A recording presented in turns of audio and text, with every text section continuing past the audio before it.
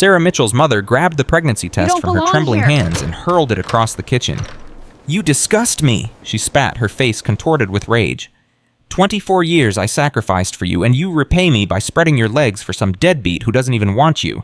Sarah's father pushed back from the dinner table, walked past his pregnant daughter without a glance, and disappeared upstairs. That silence cut deeper than any words. But what Sarah didn't know yet was that her mother was hiding something far worse than cruelty.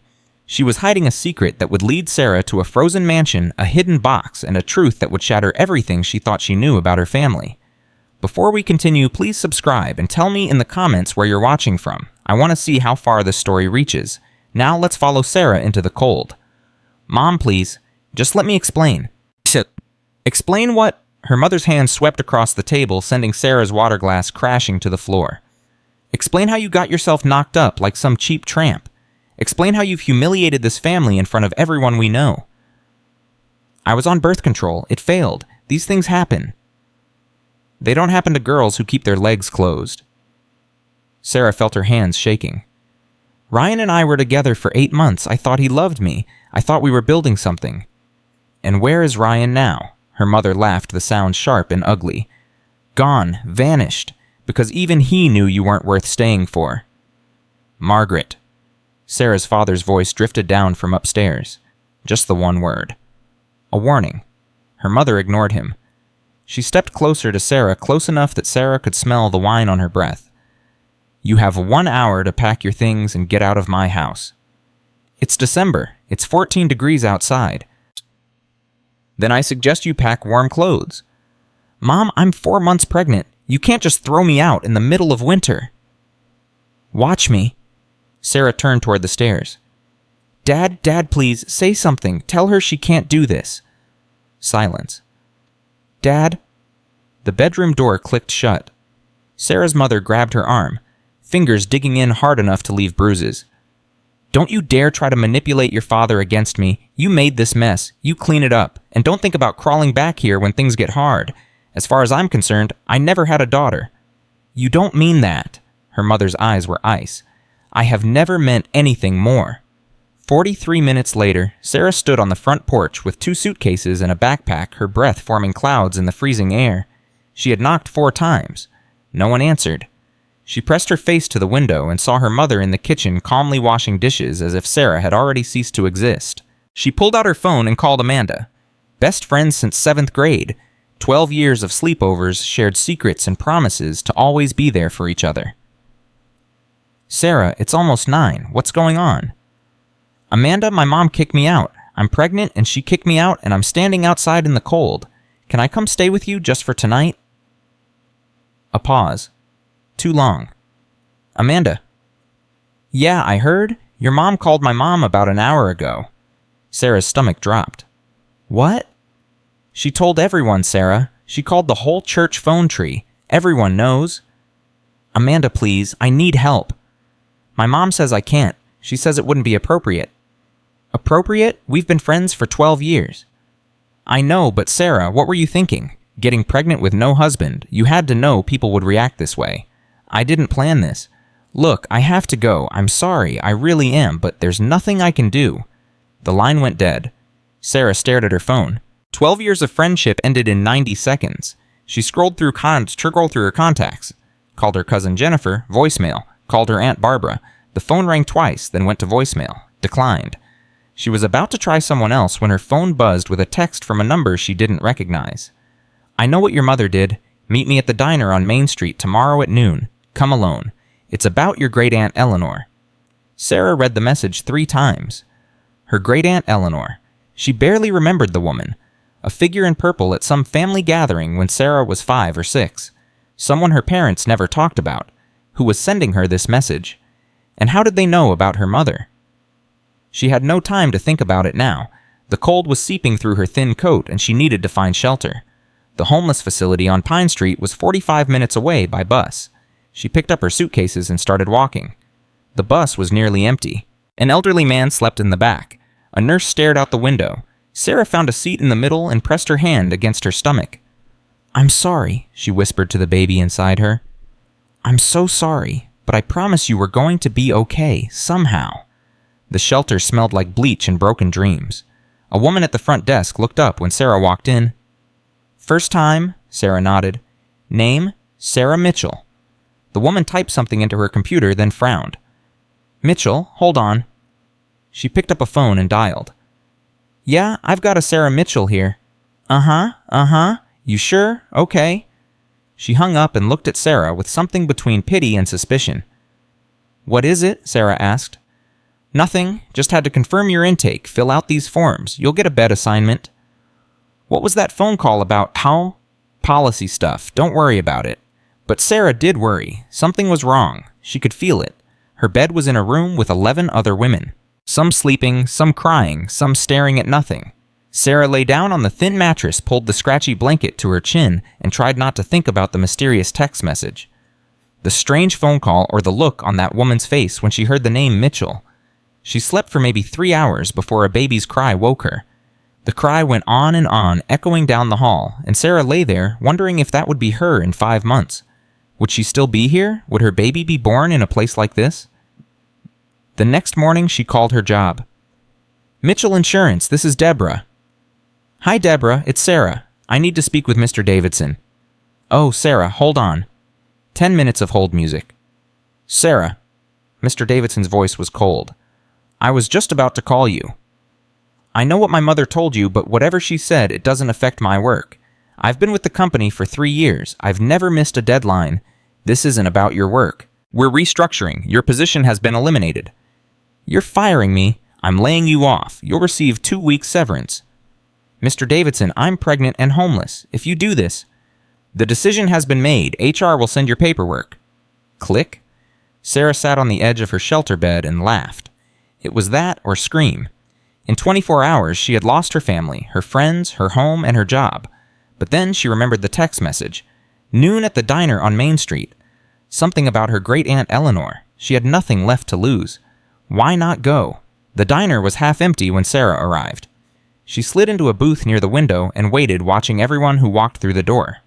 At 12:07, an elderly woman in a gray wool coat entered. She had silver hair pulled back in a tight bun and sharp eyes that scanned the room before landing on Sarah. She walked over and sat down across from her. "You look just like her," the woman said. "Like who?" said Eleanor, "your great-aunt. The resemblance is remarkable. Who are you? Bayou. My name is Margaret Chen. I was Eleanor's closest friend for 40 years. She leaned forward. "And I know things about your family that your mother has been hiding from you your entire life." Sarah felt a chill run down her spine. "What kind of things?" "Did you know your mother tried to have you removed from Eleanor's will? What? 3 months ago, right after Eleanor died, your mother went to Thomas Bradford, Eleanor's lawyer, and demanded that the inheritance be transferred to her instead. She claimed Eleanor wasn't of sound mind when she wrote the will. Bradford refused. So your mother tried a different approach." "What approach?" Margaret pulled an envelope from her purse and slid it across the table. "This is a copy of a letter your mother sent to Bradford. She threatened to contest the will in court if he contacted you about the inheritance. She said she would claim Eleanor had an inappropriate relationship with your father, that the bequest was fruit of an affair." Sarah's hands trembled as she opened the envelope. The letter was typed on her mother's personal stationery. Every word matched what Margaret had described. "Why would my mother do this? Because Eleanor knew a secret your mother has kept for decades, and your mother was terrified that if you inherited the house, you'd find what Eleanor hid there." "What secret?" Margaret shook her head. "That's not for me to tell. Eleanor wanted you to discover it yourself. She said you'd understand when you found it." She reached across the table and squeezed Sarah's hand. "But I'll tell you this, your mother isn't who she pretends to be, and neither was your grandmother. There are things buried in that house, Sarah, things that could change everything." "The house? You mean Eleanor's house? I didn't know she had a house." Margaret's eyes widened. "They didn't tell you Bradford was supposed to contact you weeks ago. My mother must have intercepted the messages." "That woman." Margaret's jaw tightened. "She's been blocking you from your inheritance. Eleanor left you everything, Sarah. A mansion on Winthrop Lane, 2 acres of land, and whatever is hidden inside." Sarah sat back, stunned. "I have a house. You have a house, and your mother has been trying to keep you from it ever since Eleanor died." Margaret pulled a business card from her pocket. "Call Thomas Bradford. Today. Tell him Margaret Chen sent you. He'll give you the keys." "Why are you helping me?" Margaret's expression softened. Because Eleanor asked me to. Before she died, she told me you would need help someday. She said your mother would turn on you eventually. She'd seen it happen before. Seen what happen? The women in your family have a pattern, Sarah. A cruel pattern. Your grandmother did the same thing to Eleanor 40 years ago. Disowned her. Cast her out. Told everyone she was a disgrace. Margaret stood. Eleanor broke that cycle. She chose love over cruelty. Now it's your turn to choose. She walked out of the diner, leaving Sarah alone with the letter and a head full of questions. 2 hours later, Sarah stood in front of 47 Winthrop Lane. The mansion was a disaster. 3 stories of Victorian architecture buried under years of decay. Shattered windows, sagging porch ice coating the walls. The yard was a graveyard of dead plants and fallen trees. But it was hers. Thomas Bradford had been apologetic about the delay. He explained that Sarah's mother had called repeatedly, claiming Sarah had moved out of state, claiming Sarah didn't want the property, claiming all sorts of things that Bradford hadn't believed but couldn't disprove. Your great-aunt was very specific, Bradford had said. She wanted you to have this house. No one else. She said you'd know what to do with it. Us now. Now Sarah stood on the crumbling front porch, key in hand, wondering what she was supposed to know. The door groaned open. The inside was worse than the outside. Snow had blown through broken windows. Wallpaper hung in strips. A grand staircase swept upward, half its railing missing. And the cold. God, the cold. It was barely warmer inside than out. Sarah pulled out her phone to use as a flashlight and noticed something that made her freeze. Footprints. In the dust on the floor. Fresh footprints leading from the front door toward the back of the house. Someone had been here. Recently. Sarah's heart pounded. "Hello," she called. "Is someone there?" Silence. She followed the footprints slowly, carefully, her phone's light cutting through the darkness. They led through the sitting room, past the dining room, and into what looked like a study at the back of the house. The footprints ended at a bookshelf built into the wall. Sarah examined the shelf. Most of the books were covered in dust, undisturbed, for years. But one section had been touched. Books had been moved, put back in the wrong order. Someone had been searching for something. Had they found it? She began pulling books off the shelf one by one, looking for whatever the intruder had been seeking. Behind a row of encyclopedias, her fingers touched something metal. A small lever hidden in the wood. She pulled it. The bookshelf swung open, revealing a narrow staircase leading down into darkness. Sarah's first instinct was to run. Call the police. Get out of this creepy old house with its hidden passages and mysterious intruders. But then she thought about Margaret's words. There are things buried in that house. Things that could change everything. She thought about her mother's letter trying to steal her inheritance. She thought about the baby growing inside her who deserved to know the truth about their family. Sarah took a deep breath and started down the stairs. The hidden basement was small, maybe 10 feet by 10 feet. Her phone's light revealed stone walls, a low ceiling, and in the center of the room a wooden desk covered in papers. But that wasn't what caught her attention. What caught her attention was the woman sitting in the chair behind the desk. Sarah screamed and stumbled backward. The woman didn't move, because the woman wasn't real. She was a mannequin dressed in a purple dress, a gray wig on her head, posed as if she were working at the desk. Sarah's hands were shaking so badly she almost dropped her phone. What the hell? She approached the mannequin slowly. A note was pinned to its chest. If you found this room, you're either Sarah or someone who means her harm. If you're Sarah, the mannequin is here to scare away anyone who doesn't belong. The real treasures are in the desk drawers. If you're someone else, leave now, or I'll make sure you regret it. Eleanor! Despite everything, Sarah laughed. Her great-aunt had set up an elaborate scare system to protect whatever was in this room. She had a sense of humor, whoever she was. Sarah moved the mannequin aside and began opening the desk drawers. The first drawer contained letters. Dozens of them tied with ribbon addressed to Eleanor from someone named M. The second drawer contained photographs. Old ones black and white showing 2 young women arm in arm laughing at the camera. One of them was clearly Eleanor. The other looked familiar somehow, but Sarah couldn't place her.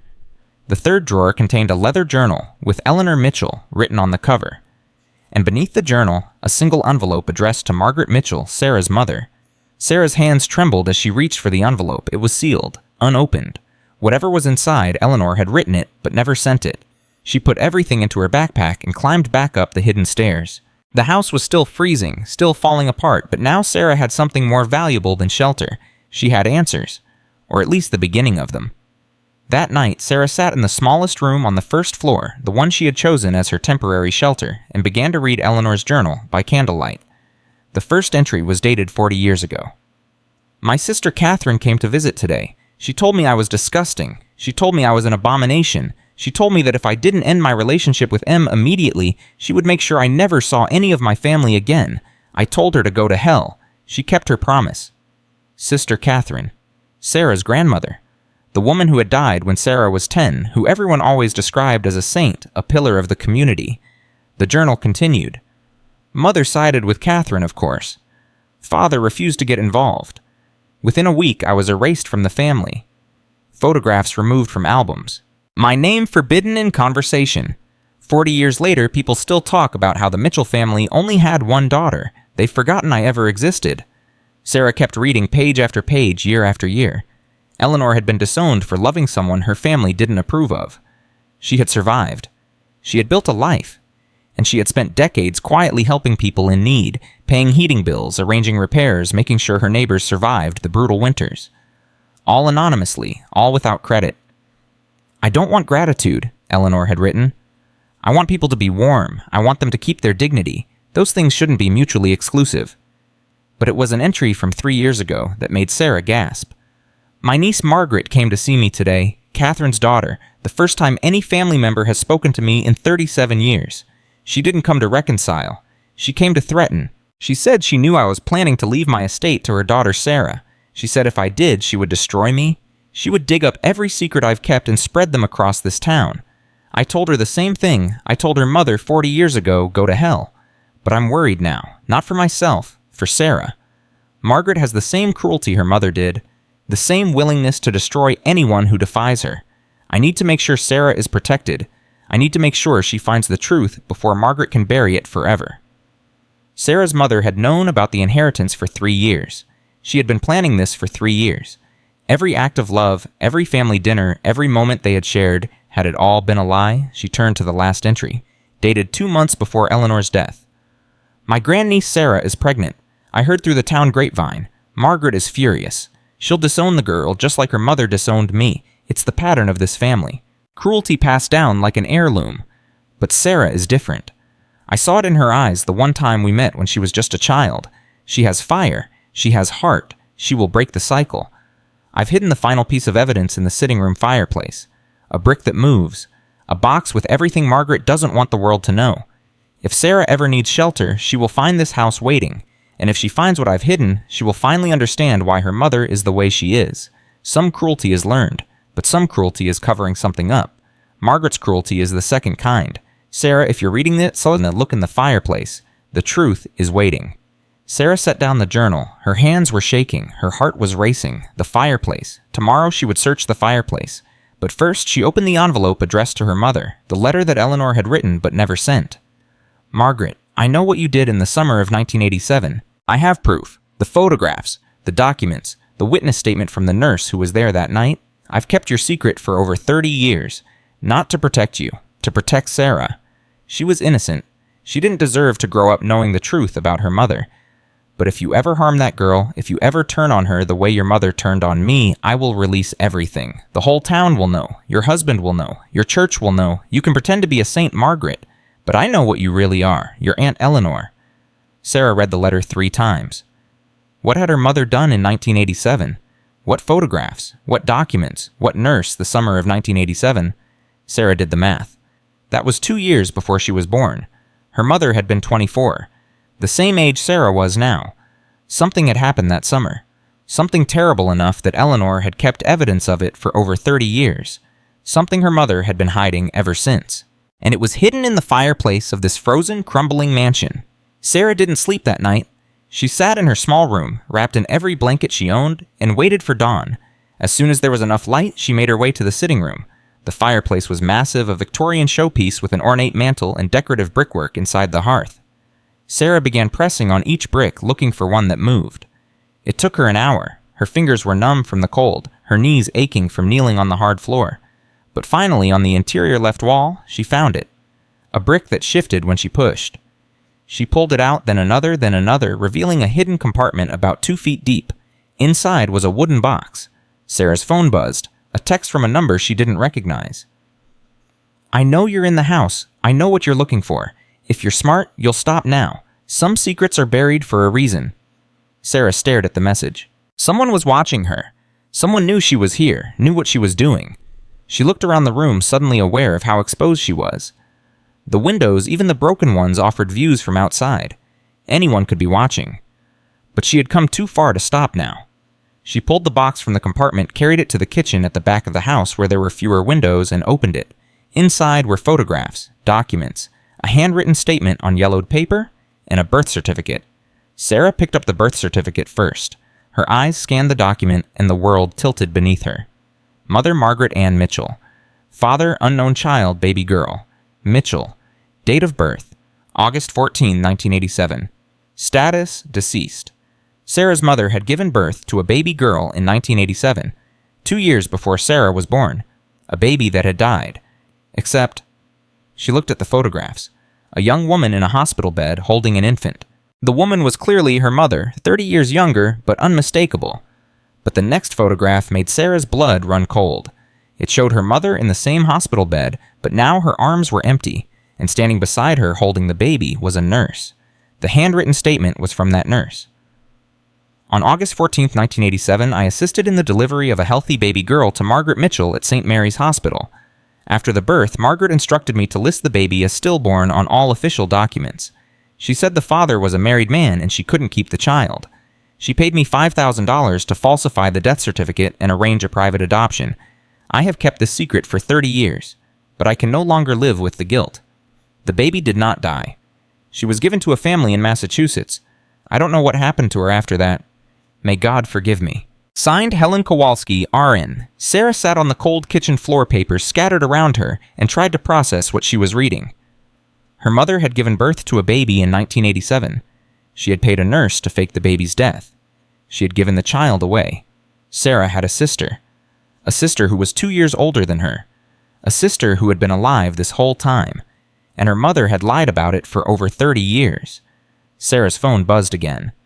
Last warning, leave the house, destroy what you found, or I will make sure you and your baby end up just like Eleanor. Just like Eleanor. Eleanor had died 6 months ago. Natural causes, everyone said.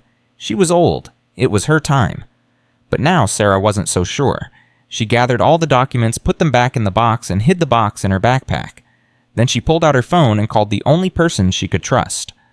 Margaret Chen answered on the second ring. Sarah, did you find it? I found it. I found everything.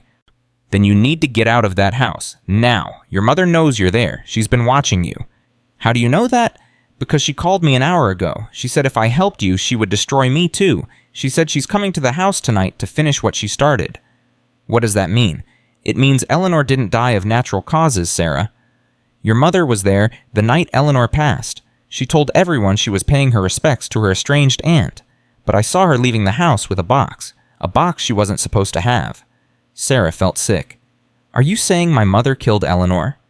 I'm saying your mother is capable of things you can't imagine, and if she finds you in that house, Paddy's with that evidence, I don't know what she'll do. Margaret's voice cracked. Please, Sarah, get out. Get somewhere safe. We can figure out what to do with the documents later. Where am I supposed to go, Come to my house. I'll text you the address. But don't let anyone see you leave, and whatever you do, don't answer the door if anyone knocks. Sarah gathered her things as quickly as she could. The backpack with the documents. The suitcases she had brought from the shelter. She was almost to the front door when she heard it. A car pulling into the driveway. She ducked behind the staircase and peered through a crack in the boarded-up window. Her mother's silver SUV sat in the driveway, engine still running. Through the windshield, Sarah could see her mother's face scanning the house, looking for signs of life. Sarah held her breath. After what felt like an eternity, the SUV backed out of the driveway and drove away. But Sarah knew it wasn't over. Her mother would be back, and next time she might not leave. She waited 10 minutes, then slipped out the back door and ran through the overgrown yard through a gap in the fence and into the woods behind the property. She didn't stop running until she reached the main road a quarter-mile away. Margaret Chen's house was a small cottage on the other side of town. Sarah arrived just as the sun was setting, exhausted and terrified, but still holding the backpack with everything she had found. Margaret opened the door before Sarah could knock. Thank God, come in, quickly. The cottage was warm, filled with books and photographs and the smell of something cooking on the stove. Sarah collapsed into a chair and finally let herself breathe. Let me see what you found, Margaret said. Sarah handed over the documents. Margaret read through them slowly, her face growing paler with each page. I knew Margaret had secrets, she said finally. Eleanor told me that much, but this... She set down the birth certificate. Eleanor spent years trying to find that baby, your sister. She traced her to a family in Massachusetts, but then the trail went cold. The adoptive family moved, changed their names. Eleanor never found her. So I have a sister out there somewhere, a sister I've never met. Yes. Sarah put her hand on her stomach. And my mother has been hiding this my entire life, while she judged me, while she called me a disgrace, while she threw me out for getting pregnant. Her voice cracked. She did the exact same thing. The only difference is she gave her baby away and pretended it never happened. Your mother is a hypocrite, and worse than that, she's dangerous. Whatever she did to Eleanor, she'll do to you if she thinks you're a threat. Then what do I do? Margaret was quiet for a long moment. Then she said, You do what Eleanor wanted you to do. You take back that house. You make it your own. You protect yourself and your baby. And when you're ready, we release the truth. She'll come after me. Then we make sure you're not alone. Eleanor had friends in this town. People who owed her. People who loved her. They'll help you. I'll help you. Margaret reached across the table and took Sarah's hand. You're not the first woman your family has tried to destroy Sarah, but you can be the last. You can break the cycle. Sarah thought about Eleanor's journal. About the pattern of cruelty passed down through generations, about her grandmother disowning Eleanor, about her mother trying to destroy her. She thought about the baby growing inside her, a girl she somehow knew, a girl who would be born into this broken family, this cycle of cruelty and secrets and lies, unless Sarah stopped it. Okay, she said, I'll fight. Margaret smiled. Eleanor would be proud. That night, Sarah slept in Margaret's guest room, the backpack with the documents tucked under her pillow. She dreamed about her great-aunt Eleanor, about the sister she had never met, about the baby growing inside her, who deserved a better world than this one. In the morning, she would go back to the mansion. She would make it her home. She would learn how to fix the pipes and repair the furnace and restore the rooms one by one. And she would wait. Because sooner or later, her mother would make a mistake. And when she did, Sarah would be ready. The baby kicked. Sarah put her hand on her stomach and smiled. Don't worry, she whispered. We're going to be okay, I promise. The frozen mansion was waiting. The secrets were still buried. And somewhere out there, a sister Sarah had never known was living a life unaware that everything was about to change. But for now, in the warmth of Margaret Chen's cottage, Sarah allowed herself to feel something she hadn't felt in weeks. Hope. Small and fragile like a candle flame in a drafty room, but still burning. 3 days later, Sarah stood in front of the mansion again. Margaret Chen had driven her here at dawn before anyone in town would be awake to see them. Are you sure about this? Margaret asked. No, Sarah admitted. But I don't have a choice. You could stay with me. It's safer. If I hide, she wins. Eleanor didn't hide. She stood her ground for 40 years. Sarah gripped the house key so tightly it dug into her palm. I'm going to do the same. Margaret reached into her car and pulled out a bag. Food for 3 days, a prepaid phone with my number programmed in, and this. She handed Sarah a small canister. Pepper spray, just in case. Sarah hugged her. Thank you for everything. Eleanor would have done the same for me. Just promise me you'll be careful. I promise. She watched Margaret drive away, then turned to face the house that was now her home. The frozen walls seemed less menacing in the morning light. Or maybe Sarah was just less afraid than she had been 3 days ago. She had spent those 3 days at Margaret's cottage reading every page of Eleanor's journal, studying the documents from the hidden box, and learning everything she could about her family's buried secrets. The more she learned, the angrier she became.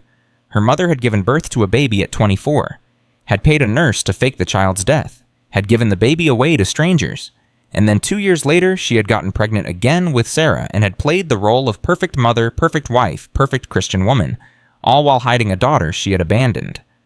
The hypocrisy was staggering. All those years of judgment, of criticism, of what will people think, and her mother had done something far worse than anything Sarah could imagine. Now Sarah understood why her mother had reacted so violently to the pregnancy. It wasn't just about shame or appearances, it was about fear. Fear that Sarah would follow in her footsteps. Fear that the past she had buried would somehow claw its way back to the surface. Well, it had, and Sarah was going to make sure it stayed uncovered. The first week was hell. Sarah had no running water, The pipes were frozen solid, and no matter how many YouTube videos she watched, she couldn't figure out how to fix them. She survived on bottled water from the grocery store, rationing every drop, washing herself with wet wipes, like she was camping. The furnace was dead. She bought a space heater with the last of her savings, but it only warmed a small circle around wherever she placed it. At night, she slept in 4 layers of clothing, the documents from Eleanor's box tucked under her pillow like a security blanket. On the 4th day, she woke to find her water bottles had frozen overnight. The temperature inside the house couldn't be more than 20 degrees. "This is impossible," she said out loud. "I can't do this." The baby kicked as if in protest. "Easy for you to say. You're warm in there." She was talking to her unborn child like it could hear her. Maybe she was losing her mind. Maybe the cold was getting to her. Her phone buzzed. A text from a number she didn't recognize. "Leave the house. You have 48 hours. This is your final warning." Sarah stared at the message. Her mother's threats were getting more frequent, more desperate. Whatever was in those documents, her mother was terrified of it coming out. Good. She typed back, "I'm not going anywhere. Come and make me leave. I dare you." No response. An hour later, there was a knock at the door. Sarah grabbed the pepper spray Margaret had given her and approached slowly. "Who is it?" "My name is Robert Huang. I was a friend of Eleanor's." Sarah peered through the gap in the boarded window. An elderly Asian man stood on the porch, maybe 70 years old, wearing a work jacket and carrying a toolbox. "How do I know you're not working with my mother?" "Your mother hates me almost as much as she hated Eleanor. We have that in common." Sarah hesitated, then opened the door. "Why are you here?" "Margaret Chen called me. Said Eleanor's grandniece was trying to fix this place up by herself." He shook his head. "That's not going to work. This house needs a professional." "I can't afford a professional." "Good thing I'm not charging." He stepped inside without waiting for an invitation, his eyes scanning the rooms with practiced expertise. "Jesus, it's worse than I thought. The pipes are frozen. The furnace is dead. Half the windows are shattered." "I can see that." He set down his toolbox and turned to look at her. Really look at her. "You look just like her, you know. Eleanor. Same eyes." "So I've been told." "She was my best friend for 40 years. We met when I was 30 and she hired me to fix her roof. By the end of that job, I knew more about her than anyone else in this town." His voice softened. "She told me about you. Said you were special. Said someday you'd need this house, and when that day came, I should help you." Sarah felt her throat tighten. "She said that 2 weeks before she died, almost like she knew something was coming." "Something did come. My mother came." Robert's expression darkened. "I know. I saw Margaret's car outside Eleanor's house that night. I told the police, but they didn't care. No signs of foul play, they said. Old woman dies of natural causes, nothing to investigate." He picked up his toolbox.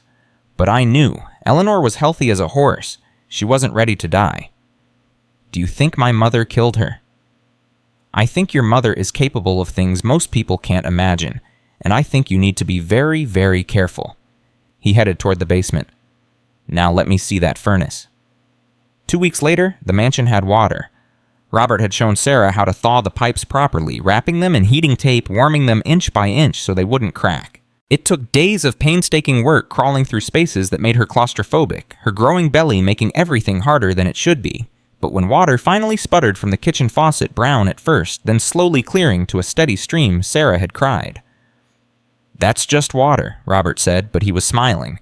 "Wait until we get the heat working, then you can really celebrate." The furnace was a bigger challenge. Parts needed to be ordered, cleaned, replaced. Robert did most of the technical work, but he insisted on teaching Sarah every step. "What if something breaks when I'm not here?" he said. "What if you need to fix it yourself? Eleanor always said the best gift you can give someone is knowledge. Everything else can be taken away." So Sarah learned. She learned about pilot lights and heat exchangers and thermostat wiring. She learned how to read, taught the sounds the house made to tell the difference between settling wood and a problem that needed attention. And she learned about Eleanor. Robert talked about her constantly while they worked. He told Sarah about the warmth network, Eleanor's secret project to help neighbors pay their heating bills. He told her about the anonymous donations the repair services arranged through third parties, the elderly residents who survived brutal winters without ever knowing who to thank. "She helped hundreds of people over the years," Robert said. "Never took credit, never wanted recognition. She just believed everyone deserved to be warm." "Why didn't anyone know about this, Strasm?" "Because that's how Eleanor wanted it. She said charity should be invisible. The moment you make it about yourself, it stops being charity and starts being ego. Sarah thought about that while she scrubbed decades of grime from the kitchen floor. Invisible charity, help without recognition. A life spent warming others while staying in the shadows. Could she do the same? The threatening messages continued. Every few days, a new text from an unknown number. Leave now. You don't know what you're dealing with. This is your last chance. Sarah saved every one of them. Evidence, Margaret called it, for when the time came. But the texts weren't the worst part. The worst part was the feeling of being watched. She would be working in one of the front rooms and catch movement in the corner of her eye. A car parked across the street that hadn't been there before. A figure walking past the house too slowly, looking too carefully. Once she could have sworn she saw someone standing at the edge of the property just watching before disappearing into the trees. She's having me followed, Sarah told Robert one afternoon. My own mother is treating me like a criminal. Your mother is scared. Scared people do desperate things. What is she so scared of? The documents, the birth certificate? Robert set down his wrench and looked at her. You haven't figured it out yet, have you? Figured out what? Why Eleanor left everything to you. Why your mother is so desperate to get you out of this house. Why she's been lying all these years. Because of the baby she gave away, the sister I never knew about. Robert shook his head slowly. That's part of it, but that's not the whole story. He wiped his hands on a rag. Eleanor told me the truth right before she died. Made me promise not to tell anyone unless you asked directly. Sarah's heart was pounding. I'm asking. The baby your mother gave away in 1987, she didn't just give her to strangers. Robert met her eyes. She gave her to Eleanor. The world tilted. What? Eleanor adopted your sister. Raised her in this house for the first 3 years of her life. Your mother didn't know. She thought the baby had gone to some family in Massachusetts, just like the nurse told her. But Eleanor had made arrangements. She wanted to keep the baby in the family even if Margaret never knew. What happened? Where is she now? Robert's face fell. There was an accident, a car accident when the little girl was 3 years old. Eleanor was driving. A drunk driver ran a red light and hit them broadside. His voice cracked. The girl didn't survive. Eleanor spent 2 months in the hospital and the rest of her life blaming herself. Sarah couldn't breathe. My mother doesn't know this. She found out. About 15 years ago, someone told her that Eleanor had taken the baby. Margaret came to this house and confronted Eleanor, accused her of stealing her child, accused her of killing her daughter through negligence. Oh my God. Eleanor tried to explain, tried to tell Margaret that she had raised that baby with more love than Margaret would have ever given her. But Margaret wouldn't listen. She told Eleanor that she would never forgive her, and then she did something worse. What? She told Eleanor that she hoped Eleanor would die alone and forgotten, that she hoped the guilt would eat her alive every day for the rest of her miserable life. Robert's hands were shaking. Those were her exact words. I was there. I heard them. Sarah sank into a chair. Everything she thought she knew about her mother was a lie, but this was worse than she had imagined. Her mother hadn't just abandoned a baby. She had condemned Eleanor for trying to save that baby, had wished death on her own aunt for an accident that wasn't her fault. Why did Eleanor leave me the house? Sarah whispered. After everything my mother did to her. Because you're not your mother? Eleanor knew that. She watched you from a distance your whole life, saw you grow up, saw the kindness in you that skipped a generation. Robert put a hand on her shoulder. She left you this house because she believed you would do what she couldn't, break the cycle, end the cruelty, build something good from all this pain. That night, Sarah sat alone in the kitchen, the documents spread out before her, and cried until she had no tears left. She cried for Eleanor, who had spent her life trying to make up for an accident that wasn't her fault. She cried for the sister she had never known, the little girl who had died before Sarah was even born. She cried for her mother, who was so broken inside that she could only survive by breaking others. And she cried for herself, for the pregnant young woman who had been thrown out into the cold by a mother who had done far worse and never paid the price. But then the baby kicked and Sarah wiped her eye. No more crying. It was time to fight. 1 month after Sarah moved into the mansion, her brother James showed up. She heard his car in the driveway and grabbed the pepper spray before remembering that James was the only member of her family who had never treated her badly. He was 4 years younger, still living at home, still under their mother's thumb, but he had always been kind to her in his quiet way. She opened the door. James? He looked terrible. Dark circles under his eyes. Clothes wrinkled like he had slept in them. I need to talk to you. Does Mom know you're here? No, she'd kill me if she found out. He stepped inside and looked around at the work Sarah had done. Jesus, Sarah, you've been fixing this place up yourself. I had help. Why are you here? James took a deep breath. I overheard something. Last night. Mom and Dad were fighting. I've never heard them fight like that. What about you, this house, and something that happened in 1987? Sarah's heart stopped. What did they say? Mom was screaming at Dad, saying it was his fault, saying if he had been more careful, none of this would be happening. Dad was yelling back that he had covered for her for over 30 years and she had no right to blame him. James's voice was shaking.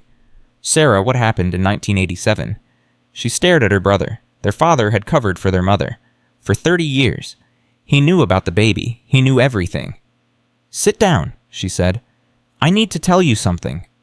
An hour later, James was pacing the kitchen, his face white with shock. I have a sister. I had a sister who died. Eleanor raised her for 3 years, then there was an accident. And Mom blamed Eleanor. After Eleanor saved the baby, she abandoned. That's who our mother is, James. That's who she's always been. James stopped pacing. What are you going to do? I don't know yet, but I'm not leaving this house, and I'm not letting Mom bury this anymore. She'll destroy you. You know that, right? She'll do whatever it takes. She can try. James was quiet for a long moment. Then he said, I want to help. What? I've spent my whole life being afraid of her. Following her rules. Pretending everything was fine when I knew it wasn't. He looked at Sarah with something new in his eyes. Determination.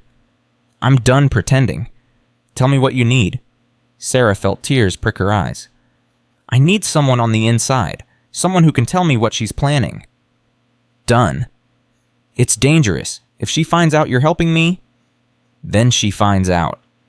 James squared his shoulders. You're my sister. You're the only one in this family who ever treated me like I mattered. I'm not letting her hurt you anymore. For the first time since her mother had thrown her out, Sarah felt like she wasn't completely alone.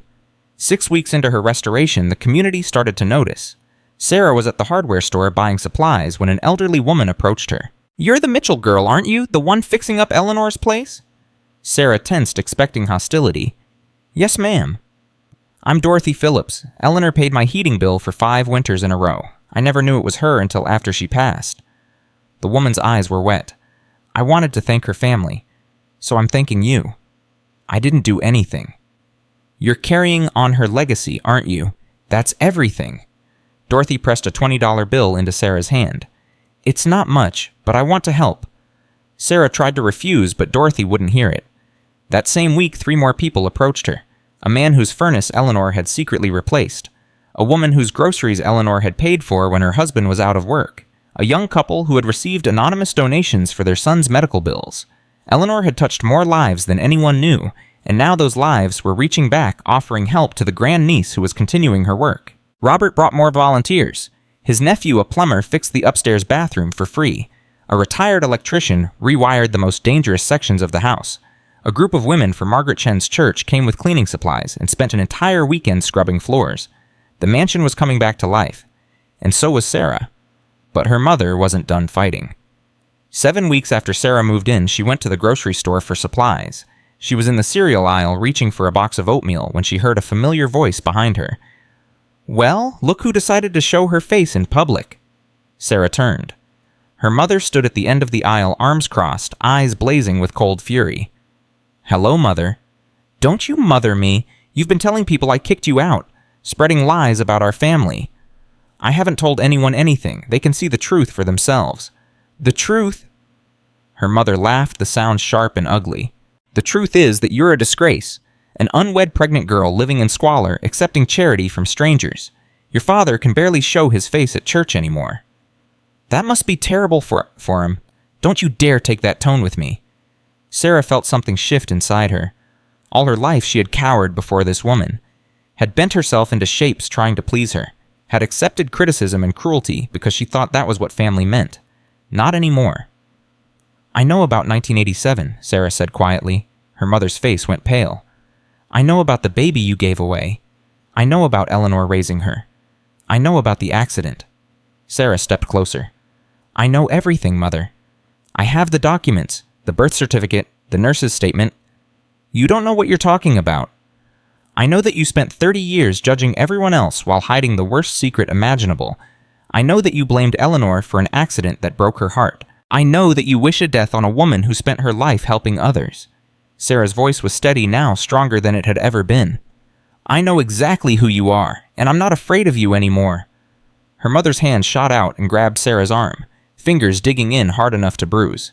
You listen to me, you ungrateful little... Get your hands off me. I am your mother. You will show me respect. Respect is earned. Sarah pulled her arm free. You haven't earned anything from me.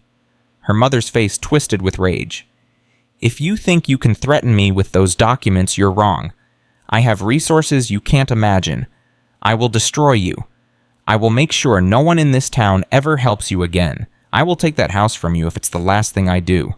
No, you won't. Sarah pulled out her phone and held it up. Because I've been recording this entire conversation, every threat, every word. And if anything happens to me or my baby, Margaret Chen has instructions to send copies to the police, the newspaper, and every member of our church. Her mother's face went white. Leave me alone, Sarah said. Leave my house alone, and maybe, just maybe, I won't release those documents. But if you come after me again, I will burn your entire world to the ground. She put the phone in her pocket. Have a nice day, Mother. She turned and walked away, leaving her mother standing frozen in the cereal aisle. Her hands were shaking. Her heart was pounding. But she didn't look back.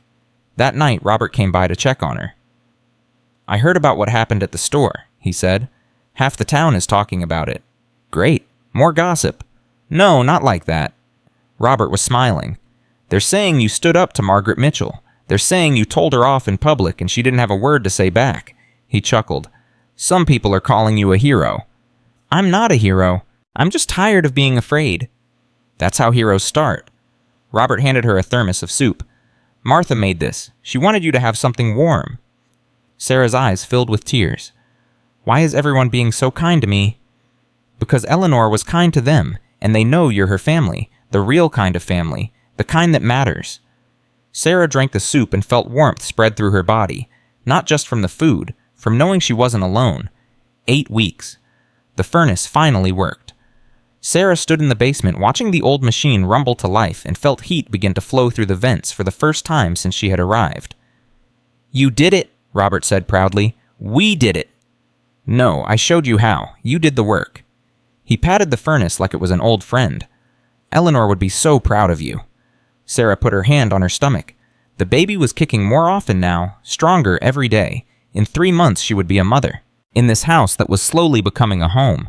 She thought about everything that had happened. The rejection, the threats, the secrets, the lies, the community that had rallied around her, the great aunt who had believed in her before they even met. The pattern of cruelty in her family went back generations. Her grandmother had disowned Eleanor, her mother had abandoned a baby and then blamed Eleanor for trying to save her. The cycle seemed unbreakable, but Sarah had broken it, not by being cruel in return, but by refusing to be broken, by accepting help when it was offered, by building something good from the ruins of something terrible. That night she wrote in a new journal, her journal, the beginning of her own story. Today the heat came on. Today I stopped being afraid. Today I realized that family isn't about blood. It's about who shows up when everything falls apart. Eleanor showed up for me before I was even born. Margaret Chen showed up when I had nowhere to go. Robert showed up with his tools and his stories. James showed up with courage I didn't know he had. Strangers showed up because Eleanor had showed up for them years ago. I am surrounded by family, just not the one I was born into. And in 3 months I will bring a new life into this world. A daughter. I know it's a daughter. I can feel it. She will never know the cruelty that shaped my mother. She will never experience the rejection that nearly broke me. She will grow up in this house that Eleanor built with love, surrounded by people who show up. The cycle ends with me. My daughter will be the beginning of something new. Sarah closed the journal and looked around the room that had once been freezing and forgotten. It was warm now. She was warm, and that warmth was just beginning to spread. 2 days after the confrontation at the grocery store, Sarah woke to pounding on her front door. She grabbed the pepper spray and approached carefully. Who is it? Is it Sarah? It's James? Open up. Now? She unlocked the door. Her brother pushed inside, his face pale with fear. She knows, he said. Mom knows I've been helping you. How? I don't know. Someone told her. Maybe she had me followed. She came into my room this morning and said if I ever spoke to you again, she would cut me off completely. No college fund, no inheritance, nothing. Sarah felt her stomach drop. James, I'm sorry. I never wanted to put you in this position. That's not why I'm here. He pulled out his phone. She's planning something. I heard her on the phone last night with a lawyer. She's trying to have you declared mentally unfit. She wants to take the house and have you committed to a psychiatric facility. She can't do that. I'm not crazy. She doesn't need you to be crazy. She just needs a doctor who will say you are. James showed her the screen. I recorded part of the conversation. Listen. Her mother's voice crackled through the phone speaker. I don't care what it costs. Find a psychiatrist who will sign off on an evaluation. Tell him she's delusional, paranoid, a danger to herself and her unborn child. I want her out of that house before the end of the month. Sarah listened with growing horror. She mentioned a name, James said. Dr. Richard Hartley. He's a psychiatrist in Burlington. Apparently he's done this kind of thing before for the right price. This is insane. This is Mom. She doesn't lose. Ever. James gripped her shoulders. You need to be ready. When they come for you, you need documentation proving you're mentally stable. Character witnesses. Something. I have the recording you just played me. It's not enough. She'll say I faked it. She'll say you manipulated me. James's voice cracked. Sarah, she's going to destroy us both if we don't stop her first. Sarah took a deep breath. Then we stop her first. And 3 days later, Sarah sat in the office of a psychiatrist named Dr. Angela Morrison. Margaret Chen had found her. Dr. Morrison had a reputation for being impossible to bribe and utterly committed to ethical practice.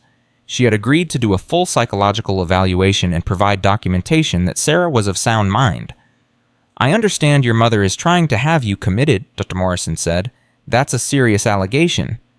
My mother is a serious woman. Tell me about your relationship with her. Sarah talked for 2 hours, about her childhood, about the constant criticism, about the night she was thrown out, about the documents she had found, about the sister she never knew. Dr. Morrison listened without interruption. When Sarah finished, the doctor was quiet for a long moment. You're not mentally ill, she finally said. You're traumatized. There's a difference. You've experienced significant emotional abuse from your mother, followed by abandonment during one of the most vulnerable periods of your life. Your reactions are normal, your fears are justified. Will you put that in writing? I'll do better than that. I'll testify in court if necessary. Dr. Morrison leaned forward. Sarah, what your mother is attempting is illegal. It's called fraudulent commitment. If she proceeds with this plan and we can prove it, she could face criminal charges. I don't want her in prison. I just want her to leave me alone. Sometimes the only way to make people like your mother leave you alone is to show them you're willing to fight back, with everything you have. Sarah nodded slowly. Then that's what I'll do. 1 week later. 10 weeks since Sarah had first entered the frozen mansion.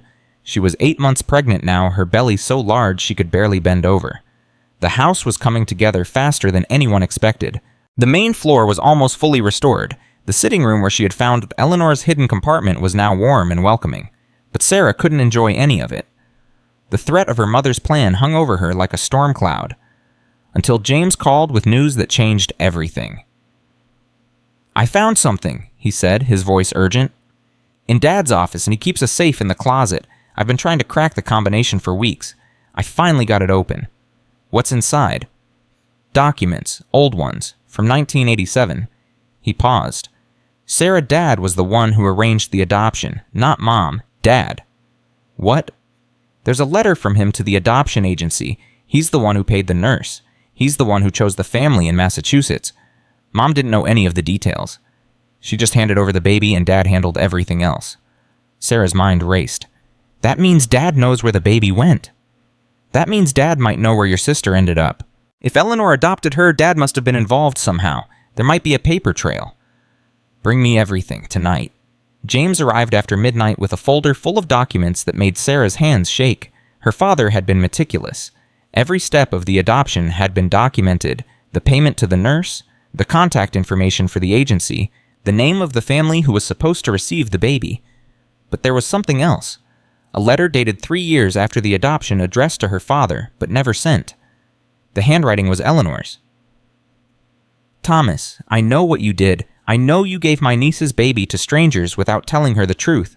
I also know that you tried to track down the child 2 years later and discovered she was no longer with the adoptive family. I have the girl. She's been with me since she was 6 months old. The adoptive family couldn't handle a baby with health problems, so they gave her back to the agency. I made arrangements to take her. I'm not telling you this to threaten you. I'm telling you because you deserve to know that your daughter is alive and loved. She's beautiful. She looks just like Margaret did at that age. I will never tell Margaret about this. She made her choice when she gave the baby away. But I want you to know that I'm raising this child as my own. Her name is Grace. She is happy. Don't try to contact me. Don't tell Margaret. Just know that Grace is safe. Eleanor, Sarah read the letter 3 times. Her sister's name was Grace. Eleanor had named her Grace. Dad knew, James whispered. All this time, he knew Eleanor had the baby. And he never told Mom. He never told anyone. James pointed to another document in the folder. Look at this. It's dated 15 years ago. It was a private investigator's report. Her father had hired someone to look into Eleanor's life. The report detailed Eleanor's activities, her charitable work, her daily routine, and at the end a single paragraph that made Sarah's blood run cold. Subject has been observed visiting a cemetery in Burlington on the 3rd Sunday of every month. She brings flowers to a grave marked Grace Eleanor Mitchell, 1987-1990, beloved daughter. It appears the child referenced in the 1990 letter is deceased. Her father had known about Grace's death for 15 years. He had known and never told anyone. Why would he keep this secret? Sarah asked. Because he's a coward, James said bitterly. Because telling the truth would mean admitting what he did, what they both did. Sarah stared at the documents scattered across her kitchen table. Her family was built on lies. Layer after layer of deception stretching back decades. But now she had the truth. All of it. The question was what to do with it. The next morning, Sarah's phone rang. She didn't recognize the number. Hello? Is this Sarah Mitchell? A woman's voice, professional but warm. Yes. Who is this? My name is Patricia Delgado. I'm a reporter with the Burlington Herald. I've been hearing some interesting things about you and your family. I was wondering if you'd be willing to talk. Sarah hesitated. What kind of things? That your mother has been trying to have you committed to a psychiatric facility, that you've been restoring your great-aunt's mansion against your family's wishes, that there are secrets in your family that go back decades. Patricia paused. I've also heard that you have documents. Documents that could blow the lid off the Mitchell family reputation. Who told you all this? I protect my sources, but I can tell you that someone in this town wants your story told. They think you're being treated unfairly, and they want the public to know. Sarah's mind raced. A newspaper story could protect her. If everything was out in the open, her mother couldn't use the psychiatric commitment scheme. Public scrutiny would make it impossible. But it would also mean exposing every secret.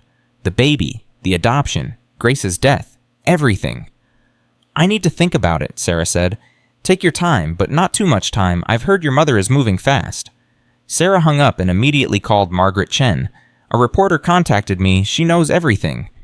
Who is she? And to Patricia Delgado from the Herald. Margaret was quiet for a moment. I know Patricia. She's good, ethical. If you talk to her, she'll tell the story fairly. I don't know if I'm ready for the whole world to know. Sarah, the whole world doesn't care about the Mitchell family, but this town does. And if people here understand what your mother has been doing, they'll rally around you even more. Or they'll think I'm airing dirty laundry. Some will, but most will see the truth, that you're a young woman fighting for survival against a mother who should have protected you. Sarah made her decision. Set up the interview. Patricia Delgado arrived at the mansion 2 days later. She was younger than Sarah expected, maybe mid-30s, with sharp eyes that missed nothing. This is quite a place, Patricia said, looking around the sitting room Sarah had worked so hard to restore. It was falling apart when I got here. I've been rebuilding it myself, with help from friends. Friends like Robert Huang, Margaret Chen. You've done your research. That's my job. Patricia pulled out a recorder. Are you ready to tell your story? Sarah took a deep breath. Yes. For the next 3 hours, she talked. She told Patricia everything starting from the night her mother threw her out and ending with the documents James had found in their father's safe. She showed Patricia the evidence, the birth certificate, the nurse's statement, Eleanor's letters, the private investigator's report. Patricia listened with the practiced patience of a journalist who had heard many stories but still understood the weight of each one. When Sarah finished, Patricia turned off the recorder. "This is going to change everything," she said. "You understand that, right? Once this story comes out, there's no going back." "I know. Your mother will deny everything. She'll say you're lying. She'll say the documents are forged. I have witnesses. Robert Huang knew Eleanor for 40 years. Margaret Chen has letters Eleanor wrote her. My brother James can confirm what he found in our father's safe. And what about your father? Will he talk?" Sarah shook her head. "He'll do whatever my mother tells him. He always has." "Then we'll work with what we have." Patricia stood to leave. "The story will run this Sunday. Front page." "That's 4 days away. Is that a problem?" Sarah thought about her mother's plan. The psychiatrist. The commitment scheme. 4 days was an eternity. "Just make sure it runs," she said, "no matter what happens." The next morning, Sarah woke to the sound of cars in her driveway. Multiple cars. She looked out the window and felt her heart stop. A police cruiser, a white van with the logo of a psychiatric hospital, and behind them, her mother's silver SUV. They were here. Sarah grabbed her phone and called James. No answer. She called Margaret Chen. Voicemail. Pounding on the door. "Sarah Mitchell, this is the Burlington Police Department. We have a court order for your psychiatric evaluation. Please open the door." Sarah's hands were shaking as she dialed Robert Huang's number. He answered on the second ring. "Robert, they're here. The police. They're trying to take me." "I'm on my way. Don't let them in." "They have a court order." "Stall them. I'll be there in 10 minutes. Sarah ended the call and approached the door. "I need to see the court order first." A document slid under the door. She picked it up and read it with growing horror. Her mother had found a judge, someone who had signed off on an emergency psychiatric evaluation based on claims that Sarah was a danger to herself and her unborn child. "This isn't legal," Sarah called through the door. "I have documentation from a psychiatrist proving I'm mentally sound." "Ma'am, we're just here to transport you. If you have documentation, you can present it at the facility. I'm not going anywhere until my lawyer arrives." "You don't have a lawyer," her mother's voice cut through the noise. "You don't have anything, Sarah. You're a mentally ill girl living in a condemned house with no money and no future. Just open the door and let these nice people help you." "Go away, Mother. I'm trying to save you, from yourself, from the delusions that have taken over your mind." "The only delusion is that you ever loved me." A long pause. Then her mother's voice, cold and final, "Open the door or they'll break it down." Sarah looked around desperately. The back door. She could run. But where would she go? She was 8 months pregnant. She could barely walk, let alone run. Her phone buzzed, a text from James. "I called the reporter. She's coming with a camera crew. Hold on." Sarah felt a surge of hope. "You're not taking me anywhere," she called through the door. "A reporter from the Burlington Herald is on her way. Whatever you do next is going to be on the evening news." Silence outside. Then her mother's voice, more uncertain now. "She's bluffing." "I'm not bluffing. Patricia Delgado interviewed me 2 days ago. She knows everything. The baby you gave away, the nurse you bribed, Eleanor, Grace, all of it. You don't have proof of any of that. I have all the proof I need, including letters from Dad's safe, letters showing he arranged the whole thing." Another long silence. Sarah heard a car door slam. Then another. Then the sound of vehicles driving away. She looked out the window. The police cruiser was gone. The psychiatric van was gone. Only her mother's SUV remained. Her mother stood in the driveway alone, staring at the house with an expression Sarah had never seen before. Fear. The door was still locked, but Sarah opened it anyway. She stepped onto the porch and faced the woman who had given her life and then tried to destroy it. "It's over," Sarah said. "Whatever you were planning, it's over." "Nothing is over." Her mother's voice was shaking. "You think you've won. You have no idea what I'm capable of. I know exactly what you're capable of. That's why I have copies of everything in 3 different locations. If anything happens to me, to my baby, to anyone I care about, the whole world finds out what you did." "What I did, I made a mistake when I was young. One mistake, and I've been paying for it my entire life." "No, you haven't. You buried it. You pretended it never happened, and then you spent the next 30 years judging everyone else for being less than perfect. You don't understand what it was like. I was 24, alone. My family would have disowned me just like they disowned Eleanor. So instead of facing the consequences, you gave your baby away and let someone else deal with them. I did what I had to do to survive. And when Eleanor tried to save your daughter, you blamed her for the accident that killed Grace. You told her you hoped she would die alone." Sarah's voice cracked. That was your sister's child, Mom. Your own flesh and blood. And you cursed the woman who loved her." For the first time, Sarah saw tears in her mother's eyes. "I didn't know," her mother whispered. "I didn't know Eleanor had her until years later. By then, Grace was already gone, and all I could feel was rage. Rage at Eleanor for taking her. Rage at myself for giving her away. Rage at the whole world for making it so hard to be a woman, to make mistakes to survive. So you took that rage out on everyone around you. On Dad, on James, on me. I wanted you to be better than me. I wanted you to be perfect so you would never have to face what I faced. I'm not perfect, Mom. I never was. I never will be. And you threw me out in the middle of winter because I reminded you of yourself."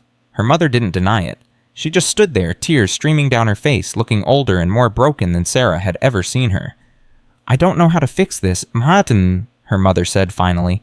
"I don't know if it can be fixed." "Neither do I." Sarah put a protective hand on her belly. "But I know one thing. I'm not going to let you hurt me anymore. I'm not going to let you hurt my daughter. And I'm going to tell the truth, even if it destroys you, because the truth is the only thing that can set any of us free." Her mother looked at her for a long moment. Then she turned and walked back to her car. She drove away without looking back. Sarah stood on the porch until the car disappeared. Then she went inside and called Patricia Delgado. "I have an update to the story. She said. "A big one."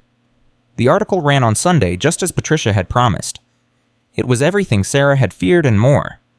The whole town read about Margaret Mitchell's secret baby, about the bribed nurse, about Eleanor's devotion, about Grace's tragic death, and about Sarah, the pregnant young woman who had been thrown out by her own mother and was now rebuilding her great-aunt's mansion with help from the community Eleanor had quietly served for decades. The reaction was immediate. Some people defended Margaret, said Sarah had no right to air family secrets, said the past should stay buried. But more people rallied around Sarah. They brought food. They offered help with the house. They told their own stories about Eleanor's anonymous kindness. And 3 days after the article ran, something unexpected happened. A woman showed up at Sarah's door. She was about 60 years old, well-dressed, with nervous eyes, and a manila envelope clutched in her hands. "Can I help you?" Sarah asked. "My name is Helen Kowalski." The woman's voice trembled. "I was the nurse, the one who helped your mother give away her baby in 1987. Sarah felt the blood drain from her face. "You're the nurse." "I read the article. I know my statement was published, but there's something that wasn't in that statement, something I never told anyone." Helen held out the envelope. "After Eleanor died, I received this in the mail. She must have arranged for it to be sent after her death. She wanted me to give it to you if you ever came looking for answers." Sarah took the envelope with trembling hands. "What is it?" "I don't know. I never opened it." Helen's eyes filled with tears. "I've carried the guilt of what I did for over 30 years. Helping your mother fake that baby's death was the worst thing I ever did. When I heard Eleanor had taken the child, I was relieved. I thought at least something good had come from my sin. And then Grace died." "Yes?" Helen wiped her eyes. "I've prayed for forgiveness every day since, but I don't think I'll ever find it." Sarah looked at the woman who had played such a crucial role in her family's tragedy. She wanted to hate her, wanted to blame her for everything, but Helen was just another person caught in the web her mother had woven, another casualty of Margaret Mitchell's secrets. "Thank you for bringing this," Sarah said quietly. "I know it wasn't easy." Helen nodded and turned to leave. At the edge of the porch, she paused. "Your great-aunt was a saint," she said. "Whatever is in that envelope, she wanted you to have it for a reason. Trust her." Then she was gone. Sarah sat at the kitchen table and opened the envelope. Inside was a letter, and behind the letter, a photograph.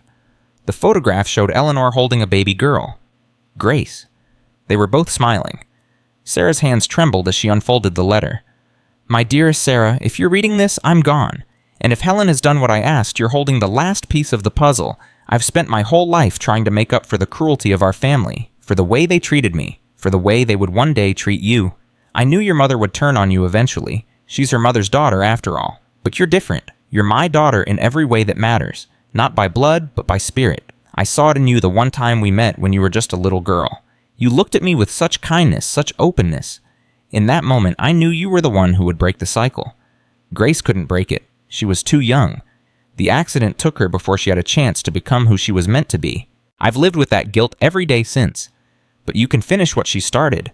You can build something beautiful from the ashes of our family's pain. The house is yours now. Make it a home. Make it a sanctuary for people who need warmth, just like I did. Make it a place where no one is ever thrown away because of their mistakes. I believe in you, Sarah. I always have. With all my love, your Aunt Eleanor. P.S. Look behind Grace's photograph. There's one more secret I saved for you. Sarah turned the photograph over with trembling fingers. Taped to the back was a small key, and written beneath it in Eleanor's careful handwriting, the attic, the truth about your mother's family. Everything she's been hiding goes back further than you know. Sarah looked up at the ceiling. The attic. She had never explored the attic. It had been locked since she arrived, and she had assumed the key was lost. Now she held that key in her hand.